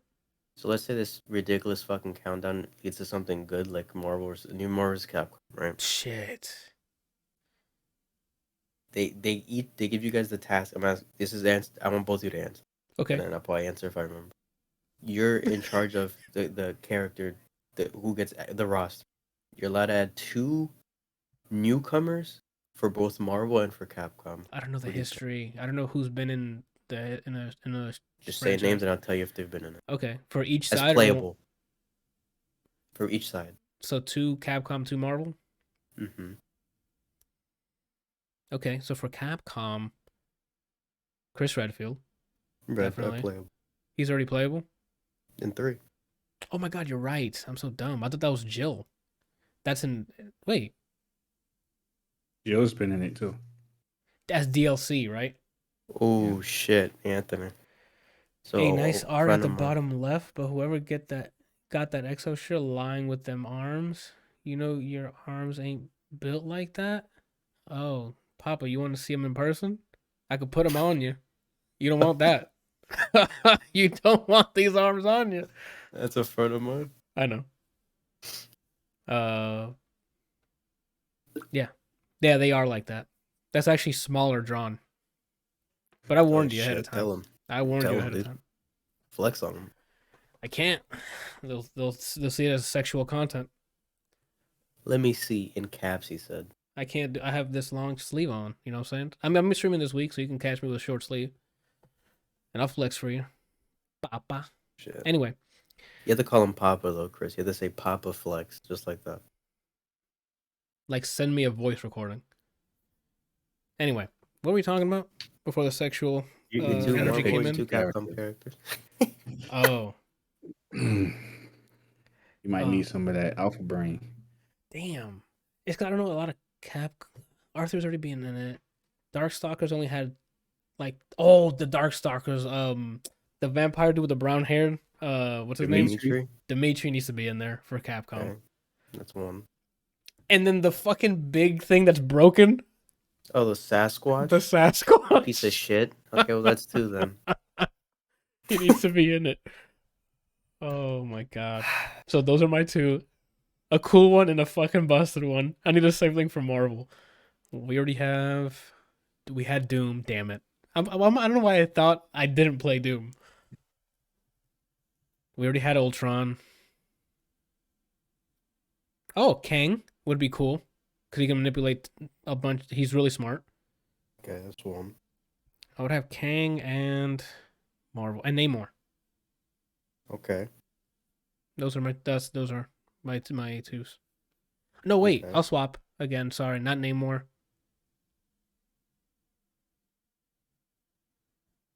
Oh, Miss Marvel, Captain Marvel or Kamala? Kamala. Okay. After playing Marvel's Avengers, I would like to see some like She went off in that game. Let me Yeah. tell you. because with those combos, yeah. So I would do Miss Marvel and Kang. Randall, your turn. Randall's gonna be like off for like another 30 minutes here. All Come right, on. so like for Marvel, I want to see my boy in here, the Surfer. Oh damn! I would like to see how they make him mechanically.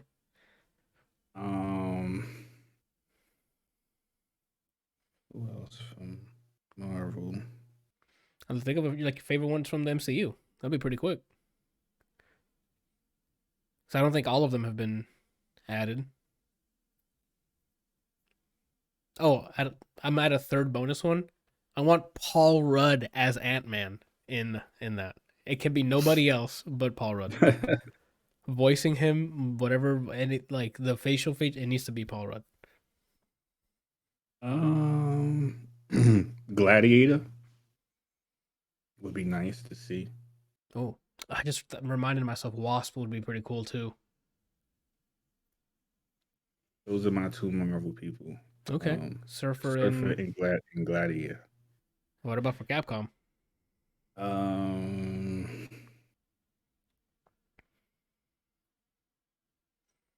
Oh, I'm just trying to think of who's like cool that it's not already in there.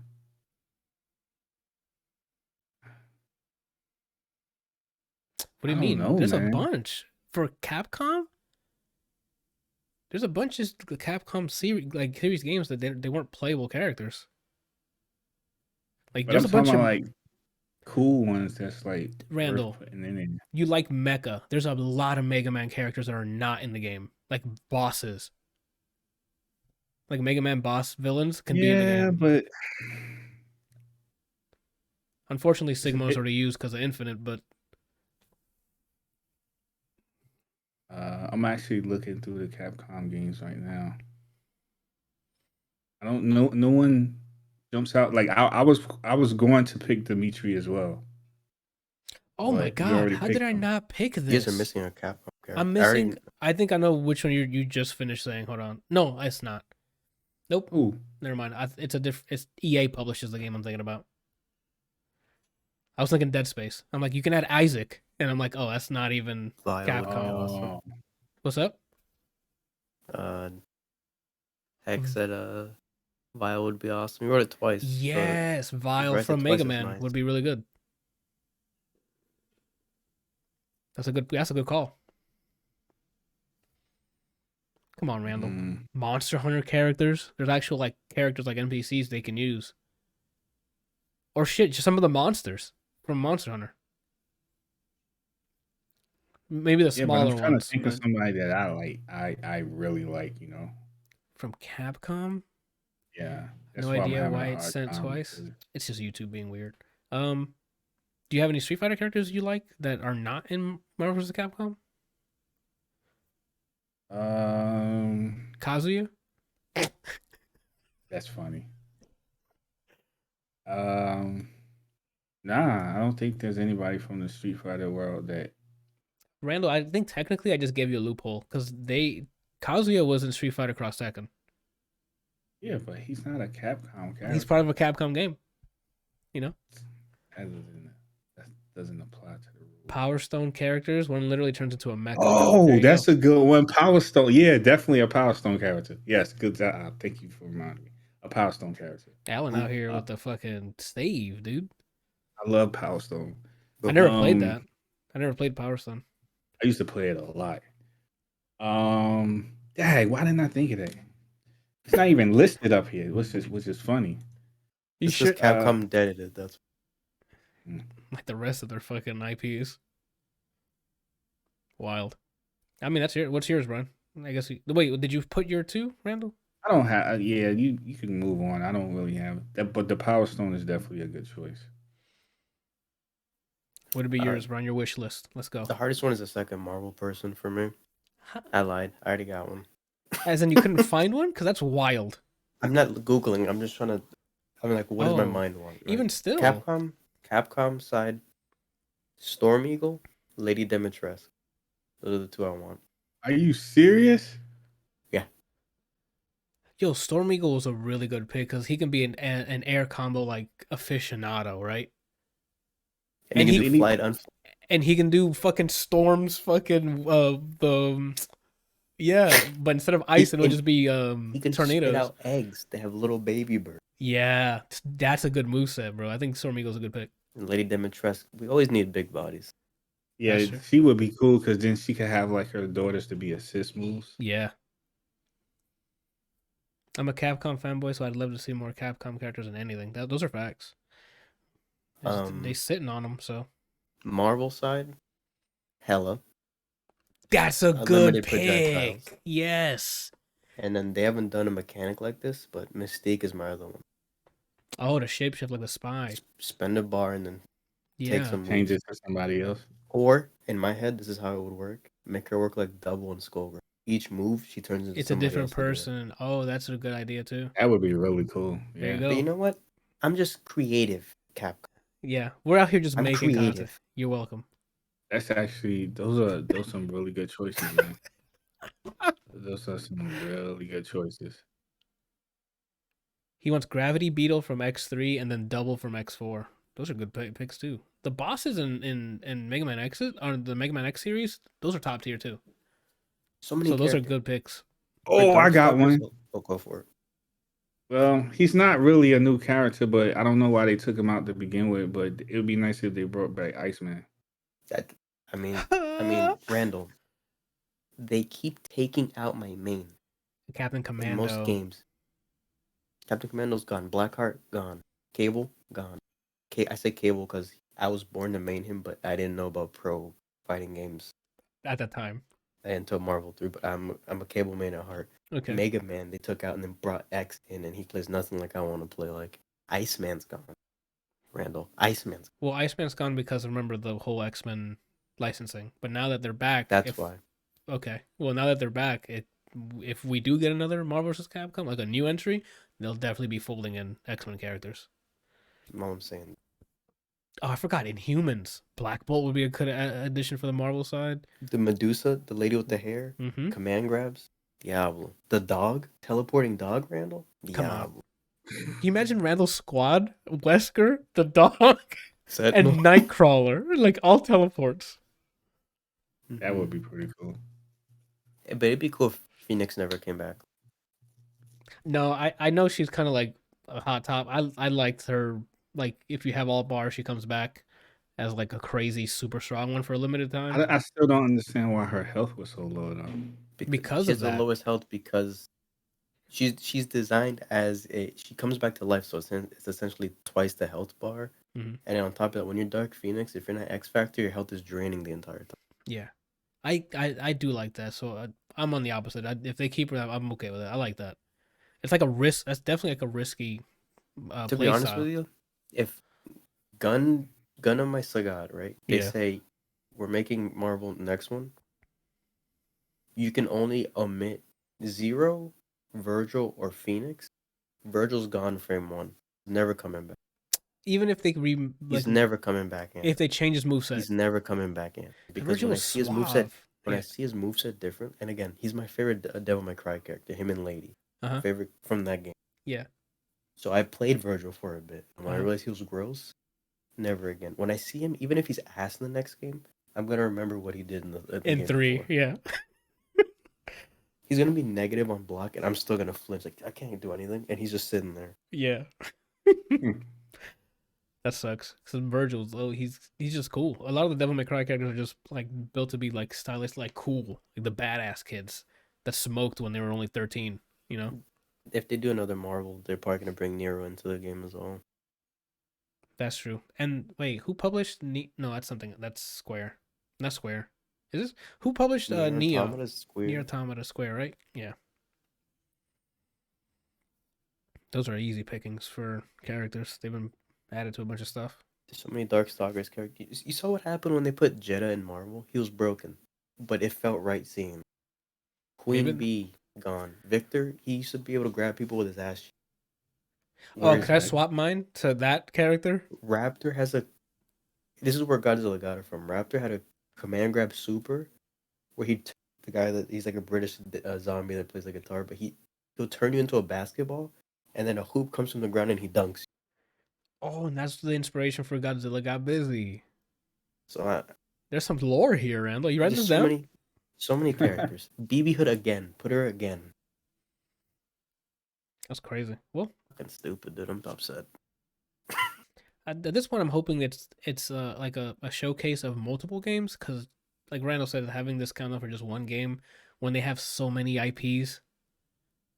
Like, I'm hoping that this becomes like a showcase event and they show off like a bunch of games they've been working on. Because as much as I like the remakes, doing this for just Resident Evil 4 remake, come on, right? They've been cycling three properties at this point since Street Fighter V came out. They've made Resident Evil games, Monster Hunter games, and Devil May Cry, right? That again? Those are the three franchises they've been releasing since Street Fighter V, right? Devil May Cry. Yeah. Monster Marvel, Hunter. Technically. Oh, Monster that came out Hunter, after. That's true. Phoenix Wright. I'm sorry. No, you're right. I think on the handheld they did release Phoenix Wright. Yeah. So never mind. You said Monster Hunter already. Devil May Cry came back. We haven't had it. Oh, didn't they release a new Mega Man that you finished and you were like, oh, it's fine? No, I didn't say it was. But Mega Man 11, which was the most lifeless Mega Man I've ever played in my life. And I think that's... So, like, technically, they did release a bunch. There's 5. I don't know what this could be. I'm hoping it's a bunch of games, but it might just be one. They released Resident Evil 7 and 8. 2 remakes. Resident Evil 2 and 3. Apparently, it's scheduled to end right as the Capcom exhibitions are to conclude. So yeah, then that's why they think it's something fighting game related. It doesn't even have to be Street Fighter related. It has to be, it seems like just fighting game related. Mm-hmm. So they're gonna make Super Turbo on mobile now. That's the announcement. Don't put that out. It would be nice if they finally did Darkstalkers. You know how Randall, it would be nice. It would be nice. If Johan's watching right now, I'm sure he's probably like going yes. He's probably cursing at the screen right now, like fucking yes. He's been waiting for a new Darkstalker. Would be nice, Randall. I have no faith in this company. I know it's gonna be. We bought the rights to Lemmings. It's gonna be something stupid, dude. I don't. Oh, I found my my second Capcom character. Who was it? Bullman from Rival Schools. That's a deep cut. I used to play with him. I don't know what that is. Rival Schools? Yeah, I don't think I played that. It's a 3D fighter. Like Tekken, like where you can parry sidestep and stuff, or it's not. It wasn't as mobile as like Tekken, where you can like move in 3D. I mean, you could, but it was really locked down. It's like 2.5D. Okay, so like if you got hit with a move that sent you sideways, it'll autocorrect the camera. Yeah. If we were to do loophole characters, like Capcom published this, so they're available.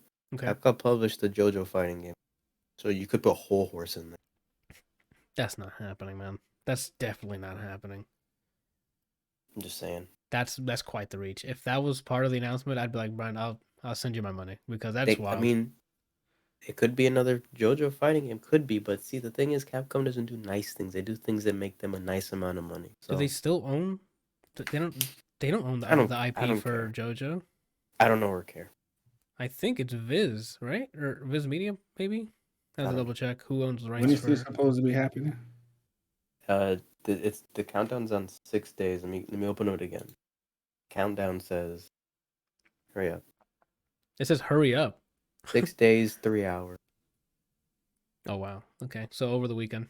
1, 2, 3, 4, 5, 6, and 3. Yeah, so it's gonna be Sunday after whatever tournament they have. So it'll be like Sunday night. Well, let's hope it's something awesome. That's all. Wait, so if it is after a tournament, then it very well may be one game. Yeah, because they usually don't do multiple stuff. I think it's I'm on record here. It's Street Fighter 6. It's gonna be a new Monster Hunter. No, it's Street Fighter 6. If they go Phoenix on Wright, at the VR. end of if they go at the end of a fighting game tournament or exhibition and announce a not fighting game, they are wild, right? You know what and again, I'm saying things that it could be. I have no hope in this company or anything they're going to release for the fighting game division. What would be cool, and it encompasses all of this in the one fighting game, they make a versus Capcom style game with only Capcom characters. Oh, they can do that. That'd be pretty cool. That way they don't have to worry about licensing or any like pressure from Marvel to release a certain date or do anything like that. That would help them out a lot, actually. That'd be a smart move. And if they wanted to add DLC characters from other things, they can just get the license. Especially because this, and then the way I always saw Marvel games was they were advertisements for other mediums. So you see in Marvel 2 had so many obscure fucking characters, and you're like, wait, what is this guy? And then you go look it out. Mm-hmm. So they could do that, and then they can announce that that's what that is, and then use this to put in Street Fighter 6 characters. Like, oh, wait, who the fuck is that? Cut to, and things of that nature. I think. I will see. How long ago did this new guy get added? Charlie's son or something, or Guile's son? No, wait. No, he's the new protagonist for 6. Luke is his name. Oh, they've publicly said he's a new protagonist for 6? They said he's the future of Street Fighter 6. Then, guys, there's no need to fucking... It's 6. It's Street Fighter 6 they're going to show. Why are we speculating? Wait, so you're saying reusing the face of Street Fighter anymore? The story of 6 is he's the protagonist. The way like in Street Fighter 3 how Alex is the protagonist. It's going to be like that. Then what are we doing? Why are we here wishing on a fucking gold? That's what it is. Wishing implies that there's hope in they can do this. There's no wishing, there's no hope in any good idea that we've said. Did you already mention that? I don't recall you telling me that it was before this podcast that he was the face of 6. They said it. His name is he's actually one of the Paul brothers. That's actually Jake Paul in Street Fighter. That'd be pretty wild. It's not, but they look identical. Yeah. So okay, then we're done with this. It's Street Fighter 6. I hope they have a really cool showcase for 6. Like, the best showcase would be all of our characters are coming back, right? Like everyone from 5, so we don't have to worry about fucking adding DLC with the same fucking characters. The best showcase would be like they just show Black Dahlia play like gameplay. Is that what the best thing they can do? Okay. What would be cool is if they like totally changed the game and made it look like Third Strike, but instead of like the sprite look, it animates like Third Strike, but it looks hand drawn. So Skullgirls. Are you talking about Skullgirls or Strive? I think the animation for Third Strike was a lot more fluid. Like there were more frames. Oh, okay. Well, I hope they don't do that. 'Cause you know how long it's going to take for them to make characters? They should just do what they do with Strive, where it's 2.5 feet. Yeah, I hope they talk to that development team and be like, yo, let's just do that and do something similar on their end where they flatten the image look or like a fake flatten and make it look like that. Go ahead, Brian. If Street Fighter 6 looks like Strive, you might see me just start sucking Capcom off. Oh What my the heck? god. How you gonna do what I'm gonna 180 say. so fast? until he plays a guy in the game and he's trash. I'm not gonna buy it day one. Oh, okay. I've learned my lesson with Street Fighter 4 and 5. Mm-hmm. Cut to. Mm, I somehow got into my cart. I bought it. Says someone bought it for me. I don't Yeah, know, dude. that's weird. That's insane. Okay. Well then, yeah, I thought it was like a huge miss. It's not. It's 6. I don't remember you telling me before this that he was supposed to be. If it's been public knowledge, then you probably already told us. They said from the people that I didn't touch this game with a fucking 9-foot rope. Is that the saying? Sure. The people who've been playing Luke, apparently he's broken, but he's also really fun, apparently, gameplay wise. Which, cool, but visually, he looks like a mess, bro. So I hope the new characters don't look as foolish as he does. Oh, that's a That good being point. said, in Ed's story, he has like his own shadow like gang, and there's a gorilla with clothes on. So I want that gorilla to be playable. He might be. But that'll look cooler than what Luke looks like. Gotcha. Yeah, we fucking derailed the shit out of that. Speaking of this weekend and announcements, because you're wearing a Dragon Ball shirt, they're doing their Dragon Ball Battle Hour like event, and they're gonna be doing showing off game stuff as well as I think a tournament for Dragon Ball Fighters, and seems like they're gonna announce or at least show off actual Android 21 stuff. You said everything but show off the new game. Oh well. Maybe. Next game, right? Like I like that you're sliding DLC, but next game, right? You made some mistakes in here. Make a new game, make the right decisions, and then we'll see from there, right? I don't think this would be when they announce the new game because they already announced 21 being added. So it'd be like, oh, she's being added to this. Also, fuck this game. Fuck this game. We have a new one. Yeah, so we have to. It has to give it some time to let it breathe. Well, I mean, when they announce a new game, then we'll see, and I'll probably throw money on it too because Dragon Ball. Well, I guess Dragon Ball like that game looked great in motion. So if they could use the same engine but change mechanically how it works, that'd be pretty cool. You think they could do essentially what Blizzard allegedly was going to do with Overwatch 2? Where it's like they just add on to the game and like completely like a sequel that's just like an expansion. That would like be that. nice. But again, the things I want them to change is like character selection. That's different forms of a character that when you power up should not be a different character, but that's just me. Because you're taking up slots, in my opinion, but that's, I don't know. I would just develop a system where depending on the power level, you have different movesets, right? And to get to it, it's just managing that. You're managing a bunch of meters. Sure. That's like how Gohan works. I would like that, right?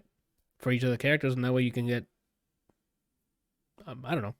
There's more logistics to consider when you're making a fighting game because it's balance, especially when there's characters with like 7 forms. Like, well, how does that work in terms of moveset? Do some of them just overlap? Or is one stronger than the other? Like Goku has like 8 forms. Boo has like 6. And yet they didn't put the one that I care about in the game. So how I know there's like a lot. That's a huge ask, but because the way the show works, right? Or some of the characters work, because they have so many forms of like fucking Pokemon. So they should just do the different forms like they did. What's the dude you used to play with Bryant with the camera? Oh, Frank West. They should just do it like Frank West. Like you do combos and he powers up. But you have to take a picture to level up. Yeah, But I mean you do some sort of mechanic like a move or something, and you can change and make combo. That's like Gohan. But that's not what my worry is what happens when you change, and how does that scale between characters, right? Because if you're gonna give everyone a new move set per form, Goku, Vegeta alone, that's like 7 characters. They have to if you're making Well, they movesets for don't have each, to right? go through every form. It should just be like the three most powerful. So it would be like Super Saiyan 3, Blue, and Ultra Instinct. And skip the other ones? I mean, the only other ones that matter may be like God, but But what I'm saying is he like, he doesn't really use it that much. but it's not that. It's to make it make sense within the world. Because when they're powered up, they're using more energy faster. Yeah. And you But have when they fight, those are the forms they use the most. but if you have an energy bar, right? I would The imagine you way would. the Go way it ahead. used to work in the Budokai games was when you level up, when you do it, your meter drains, and then Exactly. if you get to 0, you go back to regular. So you have to stay on the offensive.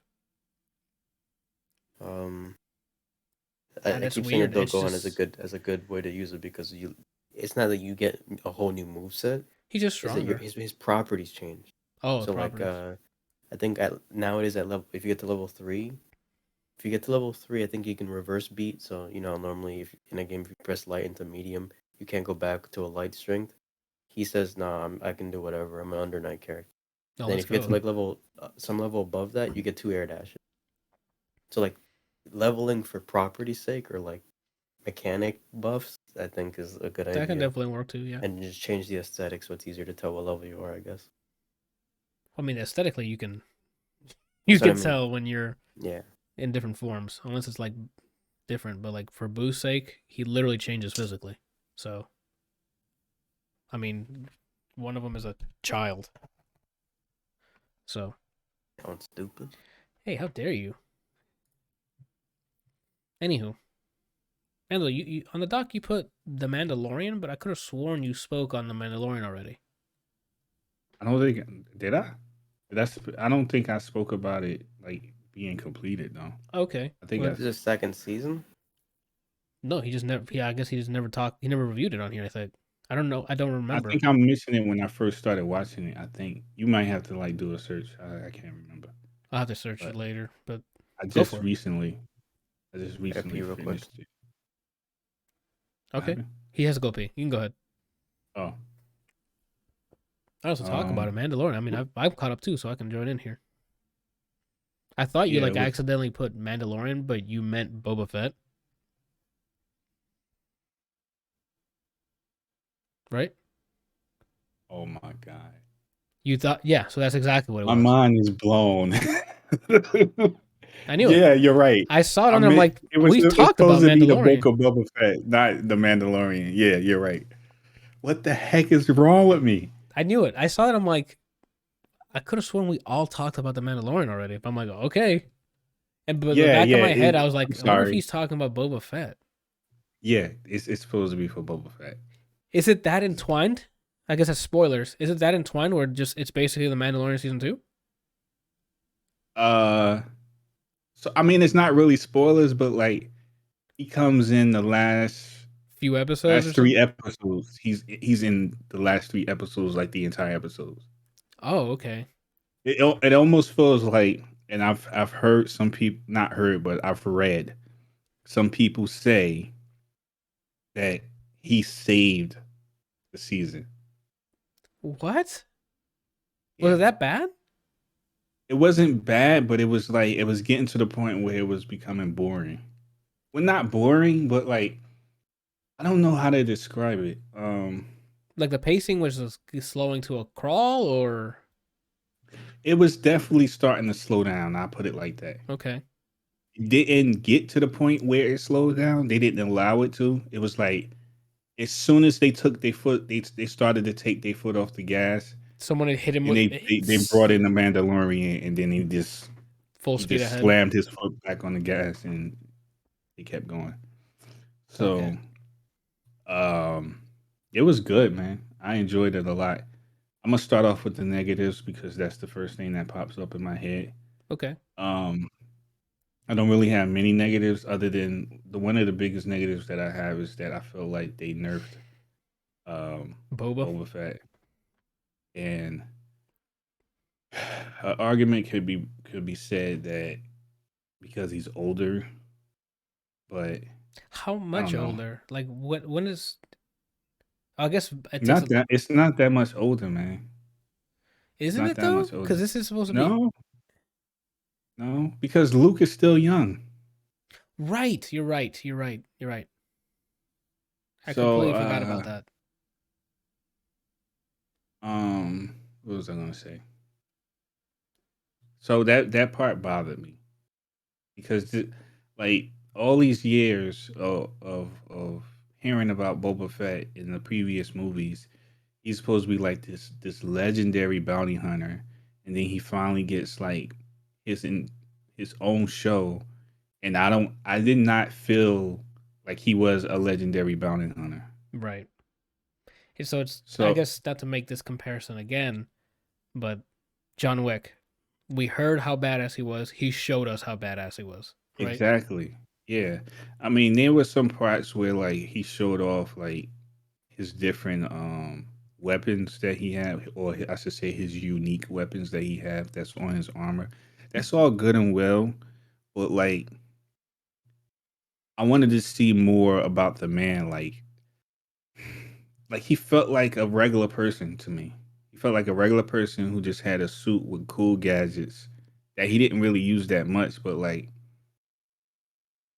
I don't know. I was disappointed in that. I didn't feel like they gave him They the brought him necessary. too. They grounded him too They much. grounded him way too much, Yeah. man. Like you Boba know or Cad Mandalorian? Bane, right? How Boba. like They're talking oh about yeah. Boba Fett. He messed up on the dock. You know how Cad Bane has like this presence about him, right? Yeah, from the. I mean, I only know about it from the Bad Batch. Okay, so from the Bad Batch, you know, like how he has this presence about him, like Like he knows what he's really doing. good. When Yeah, he's on screen, it's not like he's a person to be trifled with. Like he's like he's a experienced. Like really he. good bounty hunter. Yeah. Well, they keep that same energy with him in Boba Fett. Whenever he's on screen, it's like is somebody gonna die? Oh Like shit. it's tense, even the way he talks is like it's kind of like when we were watching oh man, what was it? Game of Thrones. Game of Thrones too, but I was thinking something more recent. Um, Narcos. yeah, Narcos. Like how anytime somebody was out in the open, you're like, oh man, I hope somebody don't get shot. Like Yeah, and like how tense it was. yeah, because like just to note in Narcos, like if you're out in the streets, bullets fly like bees. You can get shot at any moment outside. In apparently in Colombia, that's what Narcos season 1 told me. Go ahead, Randall. So that same feeling that they created when it came to like Narcos or Cad Bane, they didn't give that same treatment to Boba Fett, and I don't understand why. I don't know why they did it. I don't have no answers. I don't have no theories. I don't know. It could be to present more challenges in some way that he needs to overcome. But then that goes right, Anthony. That goes right back to the junk I've been saying 1,000 times on this podcast. If you want to create something interesting, where there's a character who is facing something, a hardship or some a hurdle that they need to get over, don't dumb down the character. Don't make the character stupid. Don't make them make dumb decisions. Let them be intelligent. Let them make some smart decisions, at least decisions that seem like they have common sense. Mm-hmm. And you buff the enemy. That's why Batman works so well, because Batman is very intelligent. He's good at strategizing. He has the gadgets and stuff. Like they don't nerf Batman, but they buff the enemies. The enemy either They always sure seems like do. he's like 10 steps ahead, or he just physically stronger, or it's like he always has the advantage. That's what makes the story so good. Yeah. They don't they don't follow that formula with these other movies or TV series. And I felt like that's what they should have did with Boba Fett. They should have had Boba Fett beat what he was his legend says, Right. and just presenting him with these obstacles Crazy or these obstacles. situations. Yeah, like that are really tough. Like it's like, dang man, like he's really good, and I don't know how he's gonna get out of this, but I'm sure. Look, like that's why we're here. We're here to see him get out of this. Yeah. They didn't do that. They didn't give him the treatment. They was like, we're gonna nerf him. We're gonna make him seem like he's somebody's uncle who just got like worn out armor, and yeah, He got it from like a garage sale. yeah. I mean, when he eventually he got, I'm guessing he got it fixed, but it wasn't impressive. Like the Mandalorian is way more impressive, and I feel like he's supposed to be better than the Mandalorian, but whatever. That's weird, That's man. my biggest gripe with the series. Other than that, it's really good. There's parts that are really good. I don't want to spoil anything, but there's some surprises. Um, I definitely recommend it. That's gonna be. Uh, Go ahead, Brian. I'm definitely gonna watch it because Boba's one of my favorite characters in Star Wars. I'm a casual fan, so there's a lot of people I don't know about, but for me, it's him and Grievous are my two favorites. Um, After watching Bad Batch, I really liked the one he mentioned earlier, Cat Bane or see Cade by Bane. name, I don't know who that is. If you watch It's Bad like Batch, he in Bad. I don't know what he looks like in Boba, but in the Bad Batch, he he looks looks like exactly like he does in Bad Batch. okay, because Brian, you played SteamWorld anything, SteamWorld The anything. first one, He looks like he walked right out of that universe. he's a robot. No, but his design, like he looks like a Western with like blue skin. But when you look at him, like he looks like he walked out of that world. But he's not a robot. Like he's one of the organics that would walk out of there. Oh. Yeah, I want to watch because it's Boba, but I've been hesitant because I haven't been a fan of anything that's Star Wars related since Rogue One. God, Rogue One hits so Mandalorian is hard. just something to watch to me. Is meh. I didn't see Bad Batch, but if it's anything like Clone Wars, then I probably will like that. I didn't play the game with Ian, but that I have some interest. I just prefer other things. Same. That's also my backlog, but I haven't even bought it yet. I have it for free. You have Twitch, don't you? Twitch Prime. You could have claimed it. Oh, then I did. Then I think I have it because I did claim that. I've been Yeah, I claiming anything have on it. Twitch Prime, so I just have to play that. The movies are a joke, minus Rogue One. I didn't see Han Solo's, but I never cared about his story, to be honest with you. So this is like if this is ass, I think I'm just sticking to animated stuff only. oh, soundtrack Randall. You already told me it's not like the Mandalorians, which is unfortunate because I really liked all the weird noises they made in that soundtrack.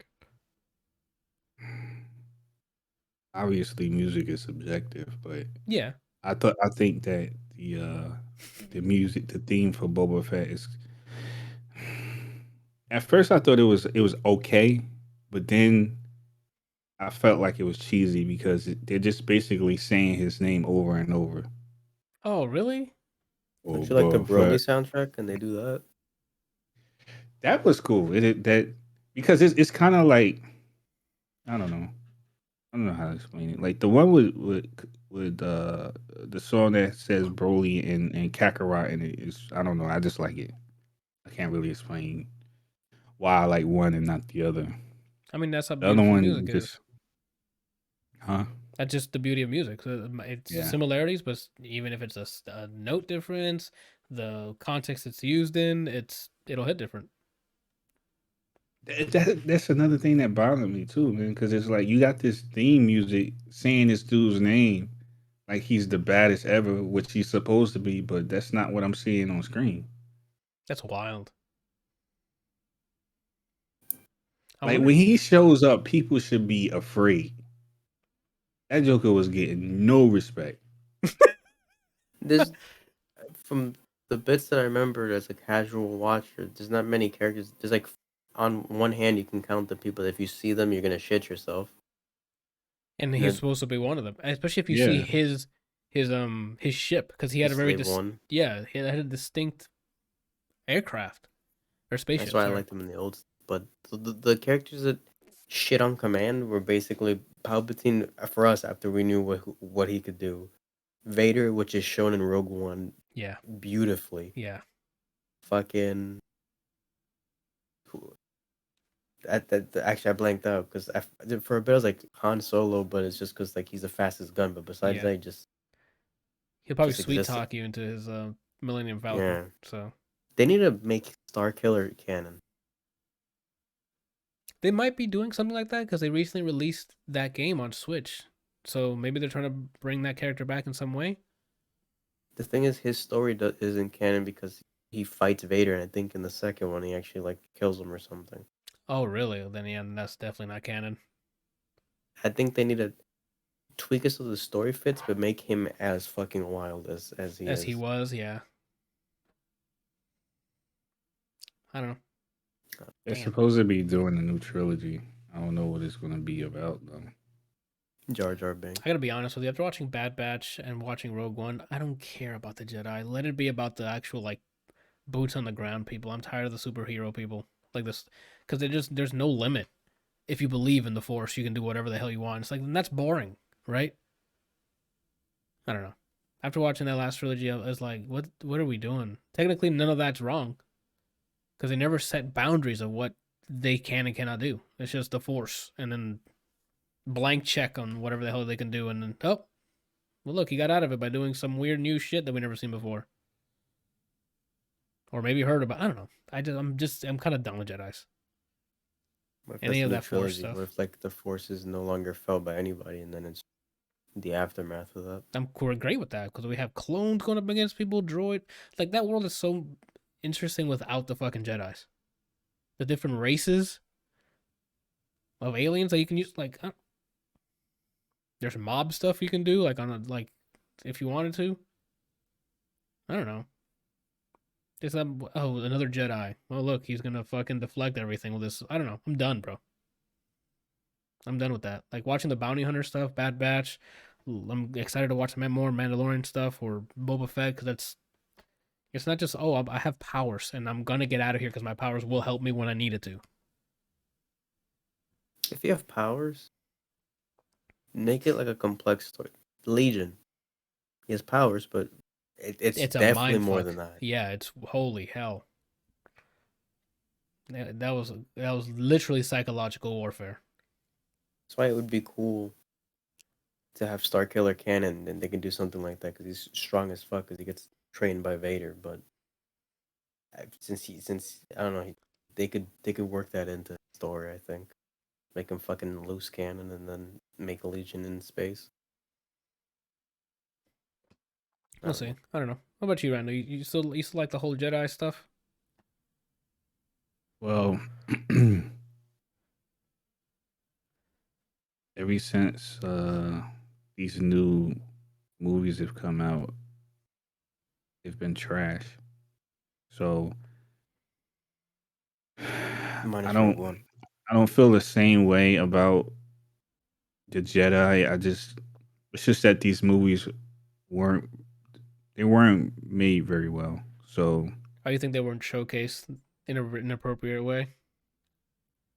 no, because like the original trilogy, I mean, like have obviously has Jedi in it or force sensitive people, and it's written very well. It's not overpowered. It's not dumb or whatever. Everybody has a role to play. I just think things got out of hand. Passion versus We profit. can't spoil it for Brian. Things just got out of hand. God, that's the best line so far. So I don't know, man. There's a new trailer out, Brian, for Strange. So No. be careful. There's a No, lot no. that So next happened. time, don't just put spoiler section. Put above it. This is what it is. That defeats the purpose. Why did you look at it? I clicked it because I was like, maybe it's something I know about. I Oh, didn't watch snap. it though, but you would think, hey, so when we do the podcast, you don't just say, hey, spoiler alert, and then just talk about something. You're like, oh, this is what we're talking about. Spoiler alert. But don't click on anything. You know it's a movie and you don't watch trailers, right? So what do you think I'm putting in the movie section?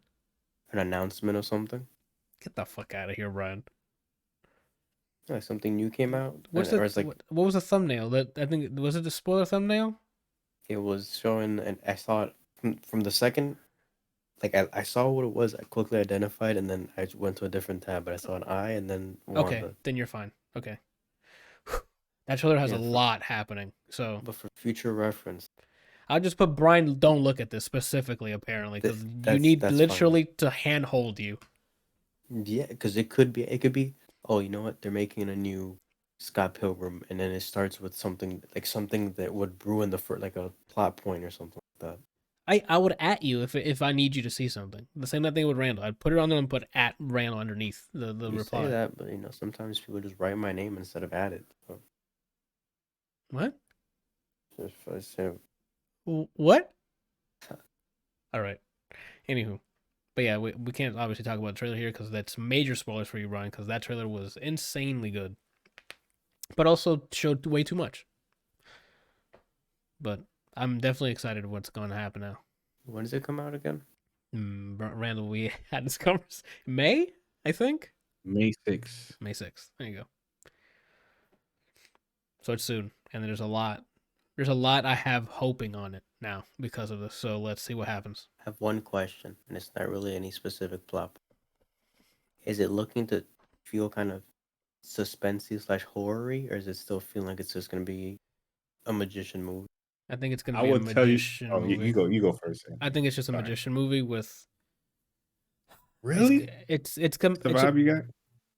It's what the vibe I'm getting. It's a movie used to help the audience get ready for what's about to happen. I can't say Or is anymore. it like the calm before the storm? I guess? Yeah, this is not. My- No, this is the storm before the real storm. It's my- the storm before my the re- hurricane. Yeah, My response to that question is this is probably the most horrifying thing I've seen out of all the Marvel movies. If you would compare Anthony, if you would compare all the Marvel movies that have come out in the MCU, this is the most horrifying. In terms of tone, I don't mean like you see Ultron's dick or something. Just the tone of the movie. First of all, not horrifying, exciting. Second of all, Really? Randall, fact- robo-penis. Like, what have I been preaching here, right? Okay. It's on brand. Second, when I think horrifying, I'm thinking horror, like suspenseful. People can die any second. There's like an evil bad. Okay, and you didn't get suspense at all. You don't think nobody's gonna die in this movie? That's not horrifying. That's Okay, again, I mean, I'm sorry. I don't think that people dying. That I think people dying is horrifying. I'm saying not necessarily something like, someone could like tone of movie, as in like a genre. Like, is it like, does it have any horror / suspense movie style to any No. of it, or is it? That I doesn't- feel like it does. No, it does not. Welcome to the multiverse of madness. You have no idea who to believe. That's it. Oh shit! Don't do that. Still got a couple of months to go, man. Don't do that. That's wild. Who's the? Oh yeah. So back to the original question. Yeah, I think that the movies that have come out has really like messed Star Wars up and left a bad taste in a lot of people's mouth. Then that might be have that might be me then, because I every time it's like, oh look, a new Jedi, I'm like, oh, big whoop. you saw the original. Obviously, you've seen the original trilogy, right? Yeah. You liked it, right? At the time, but now watching all of this now with the knowledge I am, I'm older now, and I'm looking back, I'm like, But do you feel like the original movies give you that same feeling? no, but that's adding nostalgia. Nostalgia shielding it from that in my eyes. But if I go back there and watch, and we just watch it again, the Jedi stuff is not what I'm excited to watch. I'm excited to see the worlds they built, the fucking stormtroopers in their outfits, the imagery of like evil progressing like if it was back in the day Nazi Germany and they're trying to invade the empires. Like the political stuff is also engaging. It's not just the Jedi are here with cool powers, right? Yeah. There's stuff happening in the world where I'm like, oh shit, the rebels need to get some, because they have nothing. They're literally in the trees putting shit together with tape and shit, trying to fight a war. That's like, oh shit, there's a lot at stake. And then it gets from not ruined, but then all that gets like kissed when the Jedi arrive and just decimate an entire army, right? And it's like, well, what are these rebels doing? Right? Well, I think with the original trilogy, what made the Jedi so appealing was because they didn't really get involved in like those type of fights where it was with clones or stormtroopers and stuff like that. Like it was very minimal. Most of their adversities were against like pointed Sith. towards the Yeah, Sith. yeah. Yeah. So whenever you saw them on the screen, it was usually them having to deal with them, which was like a tense battle because you don't know who's gonna die. It's not one of those situations where like, oh, he has plot armor. Nah, unless it's Vader. That's the only character that has plot armor. Everybody else can die He and has doesn't. died. That's true. That man was killing people left and right.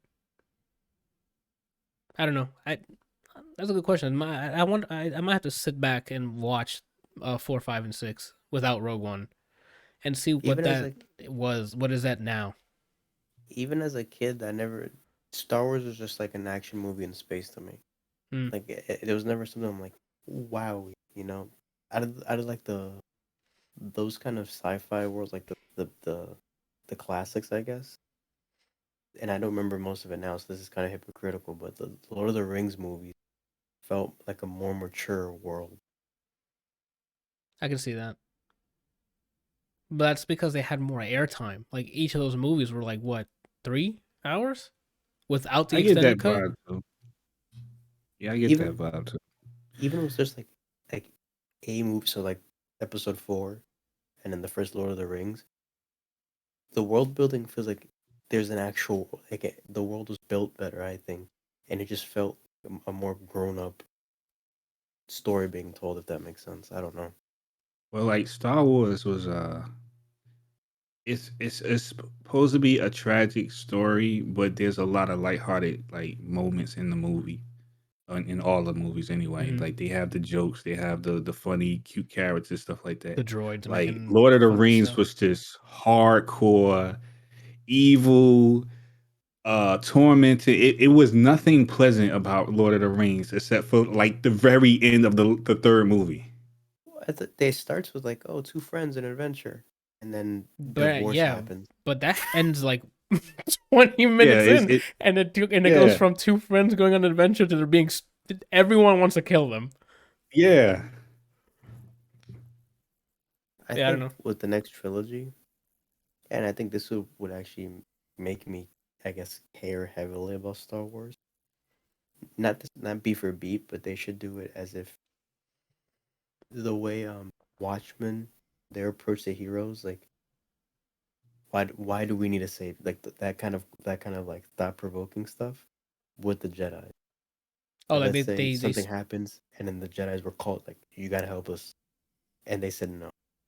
like they got a chip on their shoulder now. Like, why you guys are just gonna repeat the same bullshit again? We'll save you, and then you start a war with someone else, and then Yeah, the cycle like I continues. want Yeah, the force sensitive people just be to rebel. like for what? Hmm. I think that would like just a dark ass Star Wars where that's like the what happens. I think that'd be very interesting to see.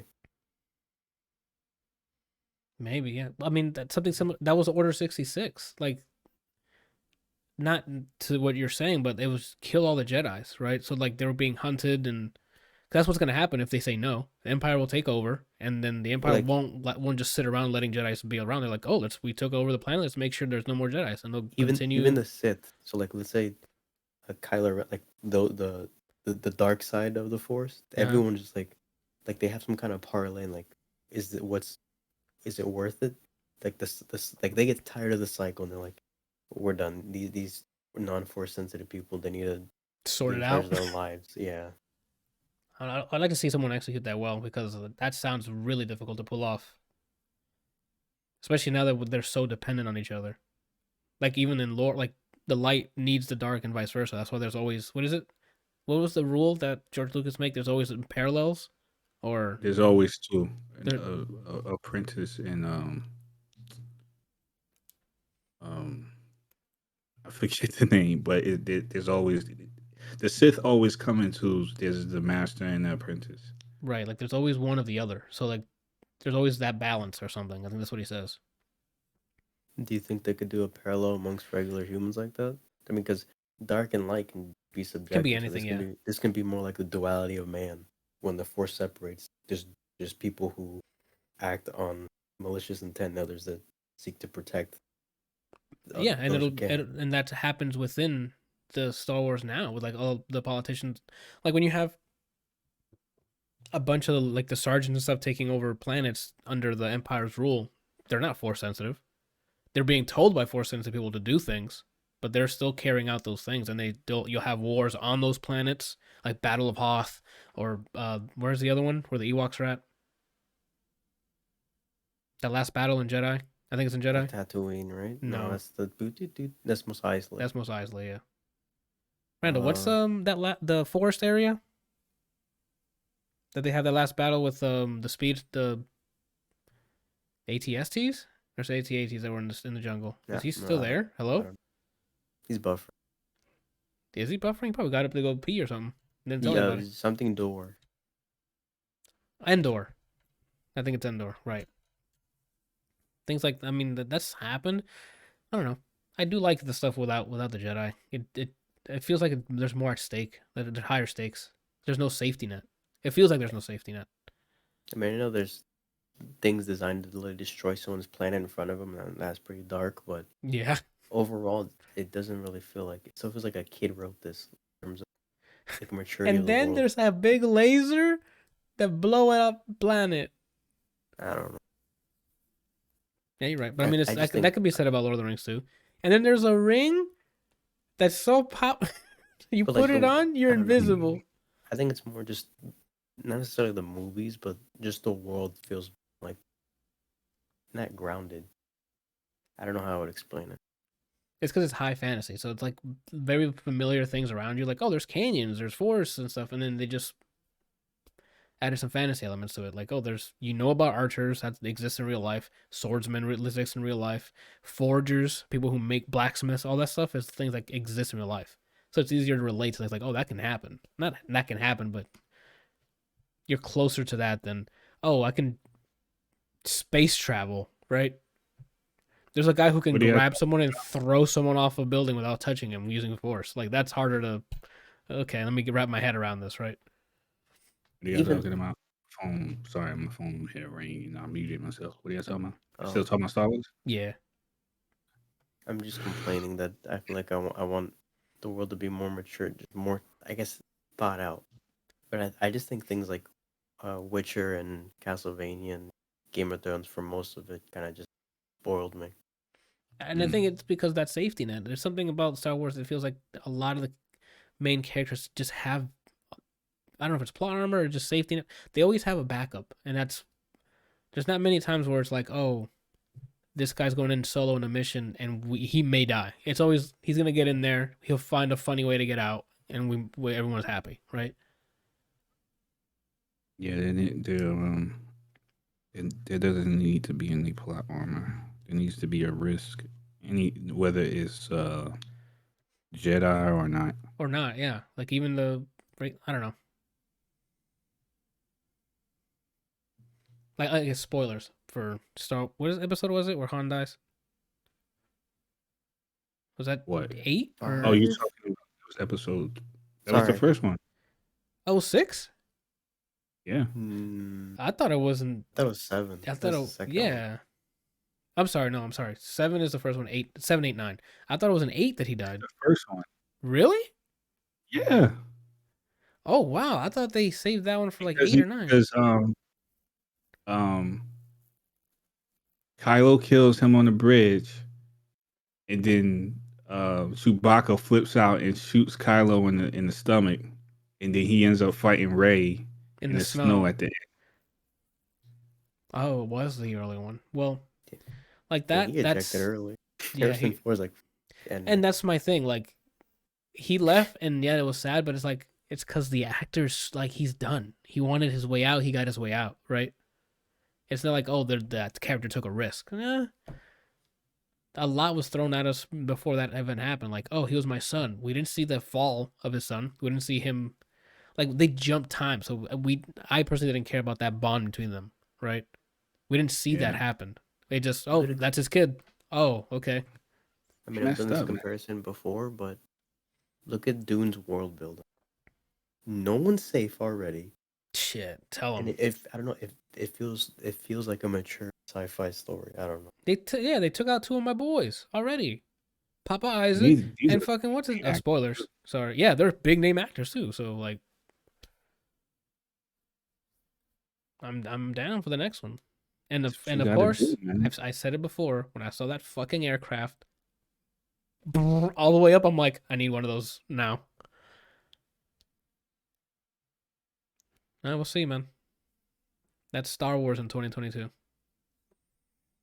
But I don't know. I don't. It's Disney, man. It's Disney.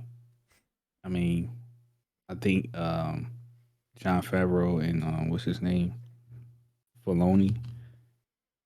You I say, have, whoa, I have baloney? Filoni. Oh, oh, Dave Filoni. Got it. I I think. have 100. Huh? No, go ahead. Sorry. I have 100% faith in those guys because they love the story. They are the people. Sorry, they are the people that Brian was talking about earlier. The ones who are very passionate about the story and the lore. Yeah. So as long as they are pulling the strings, I think it's going to be good. But I mean, at the end of the day, it's Disney, so I don't know. There's only so. I So mean, far, yeah. huh? Well, I mean, I think they'll still be I mean, as long as it's bringing in the ratings, the reviews, like everything's positive about it, they're gonna keep them there, right? Yeah. I mean, How, they've been doing pretty good with Mandalorian and Boba Fett. It's not, I mean, it's good in the sense where it's like, okay, we're starting to pick up a little bit of steam. It's not like it's like, oh my god, like they've saved Star Wars. A lot of people feel like they are saving Star Wars, and I feel that way too. But I'm just gonna say they have a lot of groundwork ahead of them where they have to pick it back up to the point where Star Wars is like a huge thing. Because right now, no one has faith in Star Wars anymore. not for a new trilogy, because you got to keep in mind timelines. Like all this cool stuff that's happening is happening before 7, 8, 9 happened, right? I don't even know if that's canon anymore, man. 7, 8, and 9 is still canon until they say otherwise. I don't think That's what I'm they've, saying. Now, I've heard some stuff but that they it might haven't. not be canon, I get but that, there but hasn't been an announcement. yeah. So until publicly or in a movie they time travel or some shit back and reverse it, that's canon. The way Hamill left is canon. That motherfucker dropped clothes. So stupid. Oh my god. That man astral projected from another planet. Oh no, was it another planet? No, it was still there. No, it No, was it from was another. another planet It was another planet. Yeah. And that's the kind of stuff where I'm like, stuff across the galaxy. yeah, like that's the kind of stuff I'm like, what are we doing? Have a conversation like that was supposed to be like, oh wow, that's so amazing. So what? First of all, that's not even Luke's character. Like he doesn't behave like that. But I'm not going to go on my rant. Yeah, it it's just things like that. That's I think that might have been why I don't really give about the Jedi's because they just wrote whatever, and you can't combat them because with the Force you can do whatever the fuck you want. How am I gonna combat logically? He can't do that. They never said he couldn't. That's why you gotta have people like that fight against people that's on their level. Like anytime you have somebody that's powerful, like it's kind of like having like the surfer fight against the military. Like that's not a movie. That's boring. Yeah, Yeah, I mean, I won't say limitless power, but things of like that scale, where it's like, hey, you're as OP as you believe to be. The lantern stuff does it well. I mean, think about it. If you have so much willpower, you can do X thing, but it's just written so well that it all makes sense. But that's different yeah. because that's psychological warfare on top of that. Isn't that the Force as well? I don't. Yeah. Is it? I thought it was Yeah. emotional. Like It's all I thought it based was on just belief. purely. Right. So Or you think about it in a sense like this. So obviously you train physically to wield a lightsaber and mhm. use force powers, but you also have to, which I think is so stupid. Like this is one of the things I hate about Jedi, but you have to keep your emotions in check. Like you almost have to be like a person without emotion. You can't have any anger. You can't love. You can't do any. You have to be a robot because if quote unquote you exude any of those emotions, you are now putting yourself in a potential position to turn into the dark side. Because anything like anger, attachment, all that stuff is supposed to be a path to the dark side. Which makes So sense. yeah, it's like psychological and emotional stress because you have to keep yourself in this specific zone. You know what I mean? Which makes sense because you can sway someone through emotions to do your bidding, right? Yeah. Which that I understand, but I don't know. I just don't have the answers. Sway, I don't. Right? I watched the Bad Batch recently. I enjoyed it thoroughly. I mean, granted, those characters have a safety net because they're the main characters, but watching them grow as a unit, while growing like the dialogue between them, I liked it a lot. Even craving knowledge and having ambition is a path to the dark side. It's why I said I'd be a Sith, no doubt. Yeah, there's no way I'd make it as a Jedi. Yeah, like if they're saying, "Hey, would you please dedicate yourself to?" Nah, bro. Yo, like, Sidious, hey, where you at? They'd be like, "Hey, you can never nut for power." I'm like, nah, I'm out. Hell? Yeah, I'm nutting. I don't you give a shit. masturbate, bitch. Yeah. The fuck? I'm no nothing. No, that's not happening. All they're doing is that's how they use the force. Like I'm gonna finish it, and then they dispose of it with that. That's what makes them strong. Gotcha. Yeah, I'm good. I'm definitely Sith easily. With my lifestyle, Sith. There's no way. There's no way, man. I wouldn't be happy as a Jedi. Get yourself, and then they'd be like, I would be what is called considered a gray Jedi. I mean, I wouldn't be a Jedi, period. But if I had to, as far as lore is concerned, that would be the closest I would be as a gray Jedi. That's somebody. That's what Mace Windu was. It's a person who, unless you it's a are person like, who taps into both the good and the dark. Like he has a perfect balance of using both. Which makes sense. There's no way I don't see happiness there. I don't see like, I understand like purpose and duty and stuff, but I'm not being a Jedi, bro. No way. I would be the only Sith who still uses a gun. It'd be that, or I think before the expanded universe was like considered non-canon, I think there was someone who used a gun. it'd either be that, or I wouldn't have lightsaber. I'd have gauntlets with the crystals coming out. Oh, you throw hands. Yeah, I'm getting in there, or I'll pull you to me, and then we're fucking. That's wild. Yeah, but I would have some sick combos. Dude, Alan Richardson speaks the truth. Which is why Mace should have trained Anakin. Obi-Wan was a terrible choice. It shouldn't have been Qui-Gon. Qui-Gon was not a good choice to train him. And then, I mean, even though Obi-Wan trained him most of his life, it started with Qui-Gon, and both of those guys are good, like really good, and super strict. Especially Obi-Wan. But Mace Windu was like, yeah, he would have been a perfect person to train him. And if he had trained him, he probably wouldn't have went to the dark side. Wait, speaking of which, isn't he having a show too? Obi-Wan? Yeah. You decided for that, or are you a little iffy? I don't know. I mean, I'm happy Ian McGregor is coming back, but I don't know. Ewan McGregor. Ewan, I don't know how you say his first. I think it's EWAN. Ewan McGregor. Ewan McGregor. I don't know. Let's see. That's where I'm at on it. I'm like, it's another Jedi story, but it's focused on one of them now. So maybe we'll get some like, I don't know, a pretty cool character arc. Maybe he fights with the dark side in a bit, like internally. Sorry.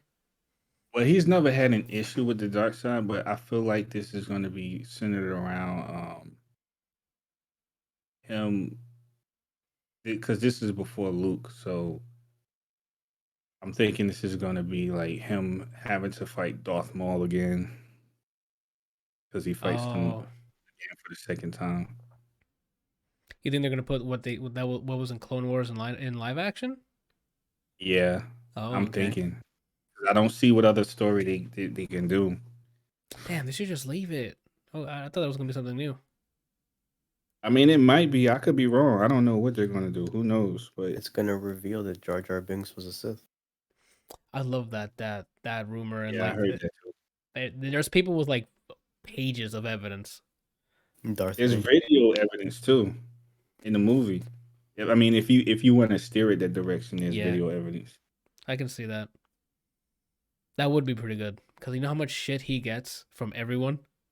You know how creepy and violated you have felt if he turned at the end of the movie?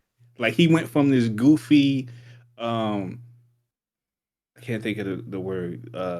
Sponge. Nah, like I was trying to think of something that's like a person who's clumsy. But anyway, like this goofy, clumsy dude to like being really serious and very intimidating and scary. Like it's scary as Sidious. That would have been a great way to end, like cut to black. Like have him turn a switch and go from like whatever, and then have like a menacing voice, and then cut to black and be like, "What the hell?" And you're like, "What the fuck Yeah. just happened?" So if they did it, because the credits there's no music. Oh, that would have been better too. Yeah, you'd have been like, "Netflix next episode." Oh no, this is a movie theater. I mean, look, if Naruto can do that, where the aloof, evil gang member ends up being the big shit, Yeah, I don't see why Jar Jar Binks couldn't be the. that would have been crazy. So when what I read, the reason why they didn't go through with it is again it goes back to what Brian was talking about earlier. It was all because of marketing. It was because Jar Jar's character was created to be marketed towards children, Be like, "Hey, I and want to go see that guy." it would have been too devastating to find out that he was evil. So they chose not to do it. Stupid. That would have been cool. That would have been a good like out of not out of left Passion field, versus but profit, Anthony. what if I'm passionately profitable? Try to say that again. What if I'm passionately profitable? All right, so explain that to me. Shit, I don't got the time. I got profit to make. That's bar. A bar. The shit I ever heard. Yeah. Anyway, speaking of space, Brian, you played through Marvel's Guardians of the Galaxy. Yeah. What do I start with? So boom, this game was announced. I was like, get that away from me, right? Damn. Okay. I was like, this looks gross. Okay. And then offered people like saying, yo, this is the people who saw the gameplay before Yeah. it came out. Yo, is this Marvel's Mass Effect? And I was like, Tight. shut the fuck up. Get Yep. this away from me. Okay. Maybe Andromeda. And then the I game thought that didn't actually came exist. out. The game actually came out, and it was getting just a bunch of glowing reviews. And I'm like, we'll see. And then it was on sale for like $30, and it was nominated for Game Awards. Then I was like, you know what? I'll try it. Right? Yeah. The way the characters look grew on me. I will say that. Oh, okay. That's good. That being said, I don't. Frame 1, when it let me switch my costume for Star-Lord, I switched to the comic one. He looks stupid. Okay. This game, it's not the story of the movies, but my first complaint off rip is that it feels like this game is doing an impression of the movies, which are basically doing an impression of the comic comics. Mm-hmm. In terms of writing and just character, like story, I like Gamora, I like Drax. The rest of the characters, they're just there because they're the Guardian. Oh, okay. So do you think they focus more on Drax and Gamora's arcs, or is it the other ones didn't just grab you? The arc they had their arcs are just more important. So Groot never really gets an. Oh. Groot has a plot point if you choose for him to have a plot point, but even then, it's just I am Groot in the corner over there, just doing whatever. Just doing Groot things. Yeah. With Rocket, they could have went way darker, way deeper, but they kept it at like a surface level. Okay. Like, oh, we know he's been experimented on. He and does that's it. Yeah, you know from the way he talks in the movie that took a big toll on him. Mm-hmm. Surface level. Gamora's way more. She has like a pretty emotional scene, and I'm like, oh, good. So same thing with Drax. Well, so for that scene, is it voice acting, animation, both? You just hit me with a yes. The voice acting, I think they did a good job with her. Okay. Animation, as good as it could be. Okay. Yeah, I don't like her costume design. Really? I thought her white default one was dope. I like how she looks. The way she looks, Mm-hmm. gorgeous. It looks too simple. What? Oh wow! Okay. Yeah, her at first I didn't give a shit about anybody, but her and Drax are the best designed characters story wise, Uh-huh. voice acting wise, just overall. Like Drax is actually, I would say he's funnier in this than in the movie. Okay. Like his character, and then in the movies, Gamora is just literally a love interest. In this, she's cool, like she's an actual character. Uh-huh. Especially as they reveal things about her. Good job. The story overall, it's entertaining. It's not like, yo, everybody shut the fuck up until you've played this. It's not that. Oh, it's not Journey. Got it. Yeah. It's not full. It's not retail price story that you would recommend for $30. The Okay. story, I say the whole game, I'd recommend it on sale. Gameplay gets old. The idea is cool because hey, you only play Star Lord, and you don't really have combos. You shoot, you press the melee button, or you use your ability. Yeah. And because you can only play as him and order them around, it gets old. Um, it would be cool if it was more open world of a game, because the Guardians of the Galaxy is Yeah. very linear. It's a nitpick, but I understand why they made it this way. I wish the choices mattered more. Oh, it's not a huge difference? It adds up on the last mission, but I was wishing like, hey, Substantial. what's your favorite color, red or blue? And whatever I answer, someone gets shot and dies. What the I hell? wanted, I wanted, I want like, I never felt like anyone was in danger, which is annoying to me. Everyone had. Oh, I guess in this game you have to live with that because they're mechanically part of the combat, right? So they are. There's other characters that have been members of the Guardians of the Galaxy that show up throughout the story. I feel like at any point, Oh, they could have swapped. That's what you mean. yeah, at least you can like have a bunch of people and you pick who you're going with, and then just have them have similar functions, I guess. Or even like you mentioned earlier, story beats like you disrespected Rocket so much, he's like, "I'm getting the fuck out of here," and he leaves the band, and then you happen to find another one that was also tech savvy or something, but not as good or something.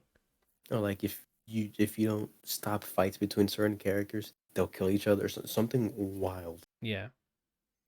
It doesn't do that. It still plays really safe. There's consequences and pros to your actions if you choose correctly, but it doesn't feel That's substantial. yeah plain. Like I said, the story was cool. It does not end in a way that I respect. Mass Effect level before patch. No, it's not that bad. It's Okay. just more like it. So you think you beat the game, and then something happens, and you're like, all right. Multi-stage boss fight.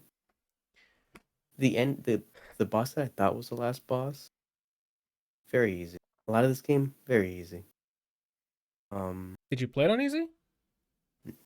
No, I do normal always. Okay. Because unless I like the game, I'll play it again. Off Mass Effect on every difficulty each game. Flex. Yeah, it's something to do. I didn't hate my time. There's things I like about the game. There's things that I wish were better. Okay.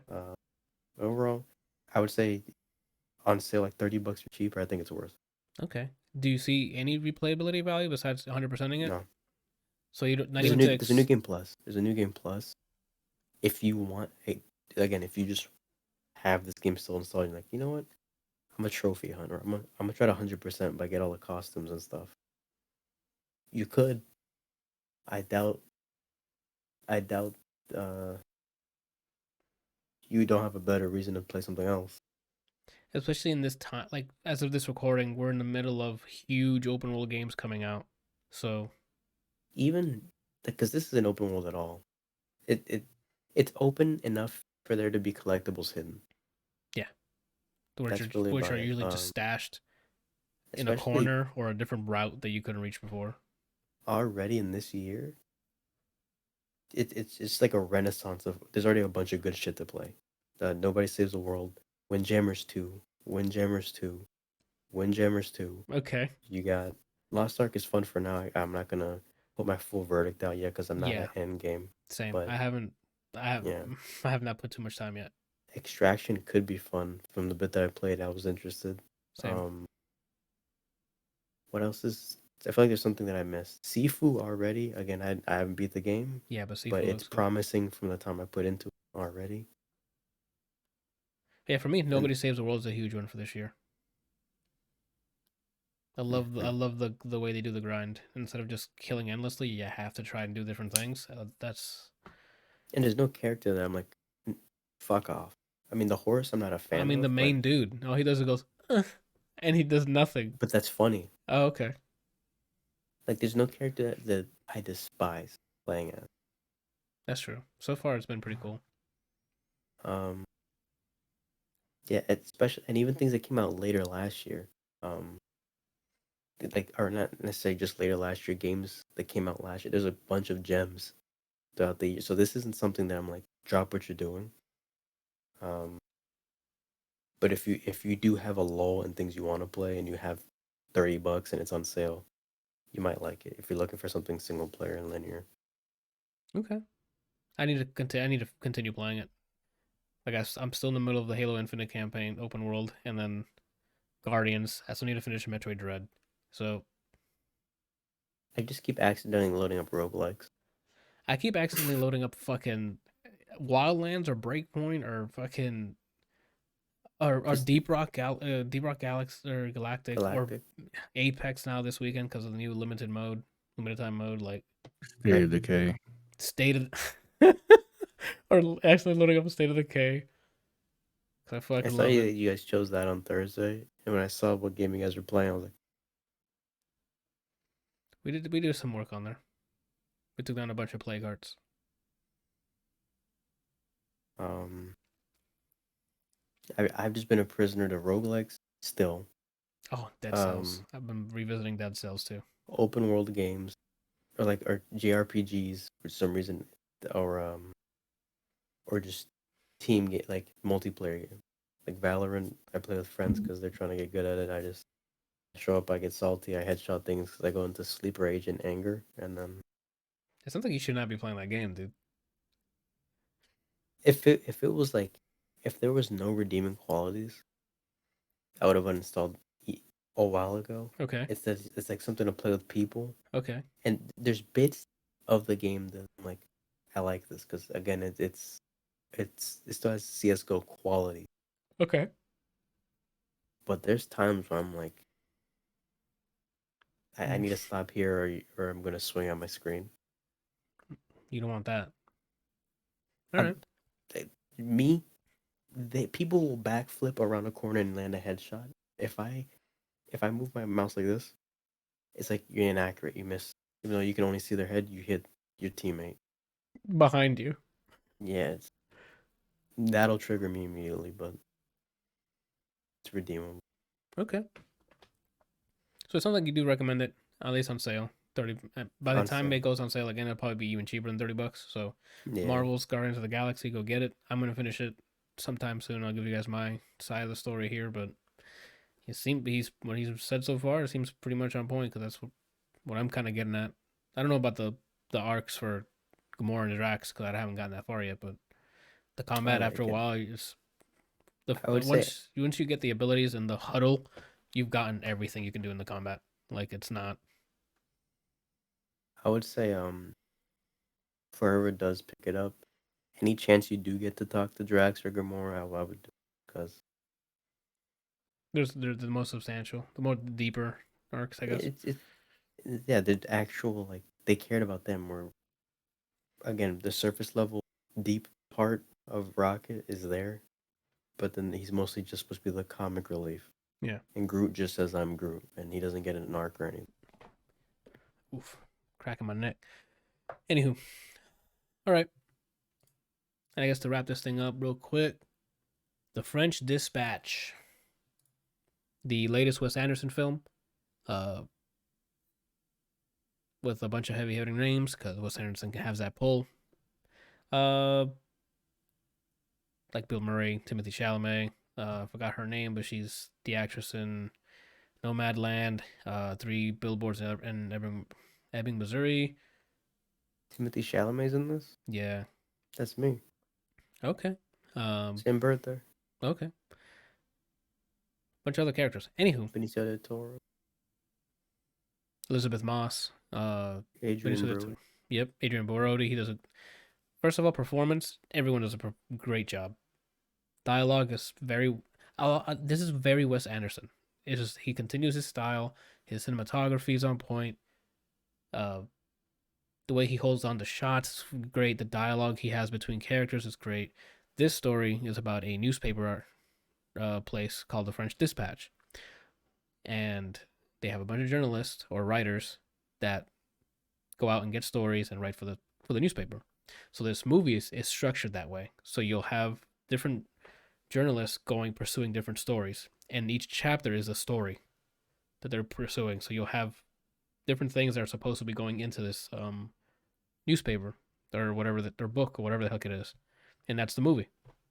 You'll have different stories being told to you and how it all interjects with whatever's going on at the time. You learn about different characters, different political things that are happening in that area, all with really funny writing. Pacing is awesome. The cuts, the edit, it's a very Wes Anderson film. If you love Wes Anderson films, you go and watch it. The French Dispatch was awesome. Music is awesome too. That's it. Yeah, definitely, it's a really good job. It's a really good time.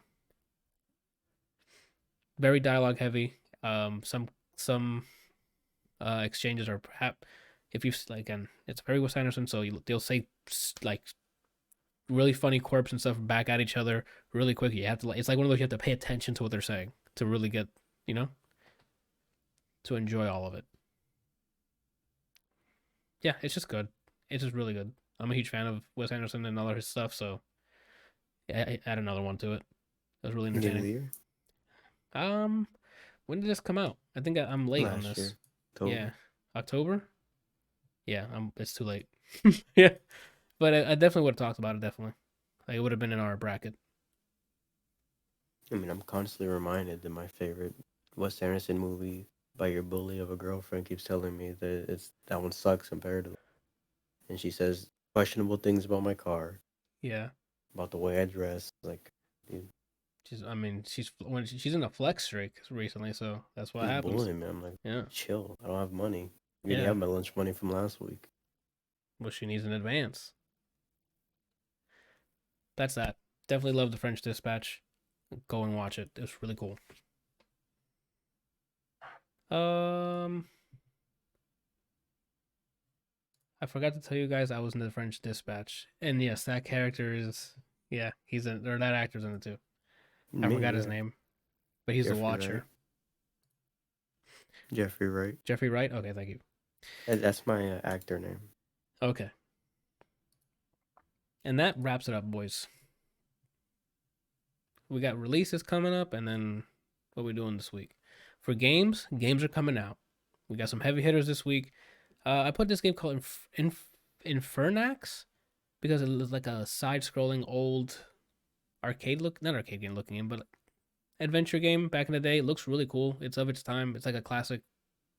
Looks like the old Castlevanias. Yeah, it's like a love letter to those types of games. So I put it on here just in case. I think it's going to be on the Game Pass. So it's a cool one to check out. Infernax. And then right into AAAs. We have the King of Fighters 15 comes out this week. We have Total War Warhammer 3 coming out this week. And we have Horizon Forbidden West as well coming out this week. It's gaming season, right?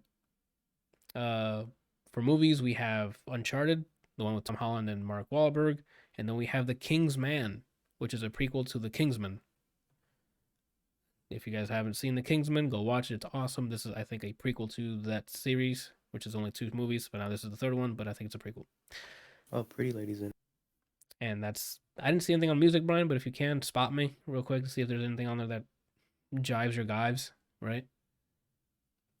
I know you just reacted in that way as if you don't fuck with what I just said, but you fuck with what I just said. Alice Glass, that name sounds familiar. I mean, that's the only thing for this week, apparently. No, Ryan, there's one underneath. That's middle of the week. Oh, 18. Yeah, you're losing it, bro. You and Randall over here talking about Mandalorian. What the heck? I don't know how I did that. I like before I called you guys on Discord. I looked at the doc and I'm like, I wonder if he means Boba Fett. And I'm like, Anthony, stop assuming on people. He put that on there. He meant Mandalorian. Here we go. Right? I don't know. I should have just for this one. asked you beforehand. All right, then we'll move on. Randall, what you doing this week? Gonna get that camera? I told you it doesn't come out until April. Okay. We're pushing I this. have a GoPro right here. Yeah, we're pushing this streaming thing out 4 months late already. You know? Work, gym. Okay. Art, clothing brand. What That's was it. the last one? Clothing brand. Clothing brand. Okay, that did not come through to me. My brain literally did not decipher that. I don't know why. Okay, that's it. Yep. I'll probably play some more Sifu on Friday. Well, I should say this weekend coming up. You'll probably finish it by the end. It's 3 a weekend, so Hopefully. I keep trying to. I'm trying to beat it. No older than 25. damn. You're trying to do one of them perfect. I would love to see this game on GDQ. I hope someone finds a speedrunning technique, and by summer we have a speedrun. I would love to see this game speedrun. Unless, actually, I might look after we're done with this call real quick to see if anybody's already thrown up some times. Probably. That's crazy. Anyway, okay. That's all, Randall? We can move on, or? Yeah, that's it. Okay. Brian, you're up. What you doing this week? Let the Alright, people so know what you got going on in your life. Oh, Hot Ones. Yeah. I want to be on that show. I want to be famous enough to be on that show. After my experience, nope. No, knowing how to get bodied on, I would do chicken nuggets. That I don't have to. I just throw it in. The first one, yeah. The first one, I believe. But the thing is, knowing how free I am, I will finish it all. I would not let my. So you'll have like paramedics off screen. Nope. If I die, I die. You seen Rocky 4? I've seen it. If he does, I'd be the first guest to die there. So yeah, that's true. You'll go down in history. Yeah, Hot Ones killed Brian. I'll make sure on contract before I show up. If I die, the thumbnail has to be me like this, and it says "whelp" coming out of my mouth. Yeah, that's pretty good. That's content. I don't think they can show that on YouTube. Someone actually dying on screen. They don't have to show me. They can just show me fall and then put "rest in peace" or something. And then like burp, like the when they cut. Yeah, I see. So tomorrow, I'm not streaming. Probably work on music stuff. An artist gave me access to one of their pieces, so I want to do that and finish some kind of idea before the end of the month. Okay. I mean, Wednesday. So look, life is not certain. Whatever we plan about is not certain, you know. But what I will tell you for sure is that Wednesday we're gonna. This fucking. So guy. then on Thursday, right? Yeah. Thursday is when KOF comes out. I'm gonna play with a friend. Well, let's go. Most likely. Okay.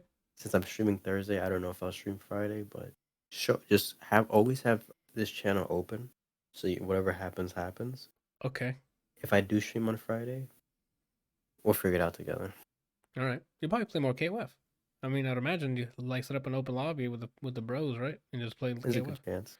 I don't know too many people that are getting it. I think Johan's getting it, and a friend of mine will get it, but I think it's just 3 people that I know. Oh, okay. So, I mean, if they're free on Friday, I want to play, I'll play them. If not, probably open lobby. I do want to actually dedicate time to try to learn this. KOF games look fun, and they seem like the most Marvel-esque out of a non-Marvel game. Like, team positioning matters, and usually if you have meter and you touch someone, they're dead. So, I want to learn this. I want to give it the old college try. We'll see what happens. It might just be like you said. If not, I might accidentally load up Lost Ark, or if I'm asked to play Valorant. Oh, okay. That's fair. See, we'll find out together. I like that. If you make like merch for us, you can just put FOT or fought for find out together. Find out together. I mean, if you guys send me, literally send me what that looks like in logo form, and we can just play. We can use the Stream Elements merch store. I still need to populate that with some stuff because it still has old ADLR only stuff. I mean, do you want us all to have one thing and then we make more? Or you just saying whatever? I need to put it. I have too much. I got a bunch of stuff to do first. So I got moves. I move slowly. That's all. Yeah, that's my weekend. I don't know. Okay. And for myself. Hey, Anthony. Oh, what's up? What are you doing? Ooh. Last week I played Bullets Per Minute. Didn't know it was a roguelike until I started playing it. Oh. So, first of all, I have my gripes with it. I'll review that next week. I forgot to put it on the list actually. But I will not be playing roguelike on my backlog day because who knows when the fuck I'll finish a roguelike, right? So tomorrow we'll probably be playing. Excuse me. The Gardens Between. It's a game I had on my backlog, and it's a story, like a narrative adventure game. So that sounds like a adult way to say like pubic hair. It's just the garden between. I like that. Yeah. Maybe it is about that. And then Wednesday we're gonna be doing some extraction because no, it's extraction. Randall said he has to go to the gym. So Thursday we'll figure it out because I don't know what Janiana wants to play. So we'll find out together. Figure it out together. Fiat. And then Fiat's like, hey, that's dangerously close. Like, remove that. I gotta be honest, when I heard that clack, and I'm like, that's my chair. Yeah, I thought you were gonna fall backwards. Content. That's true. So we'll figure that out. And then no stream over this weekend. I don't know if we're gonna have an episode next week because I have Monday off for President's Day, I think it is. So maybe we might have a bye week next week, or if not, we might just record it on Tuesday, or I don't know. I'll run it by these guys, see what they want to do. So that's it. Thank you guys for listening, watching, both. Perhaps, right? At least one or the other, right? This episode of the ADLR Podcast, and we'll see you guys next week. Bye.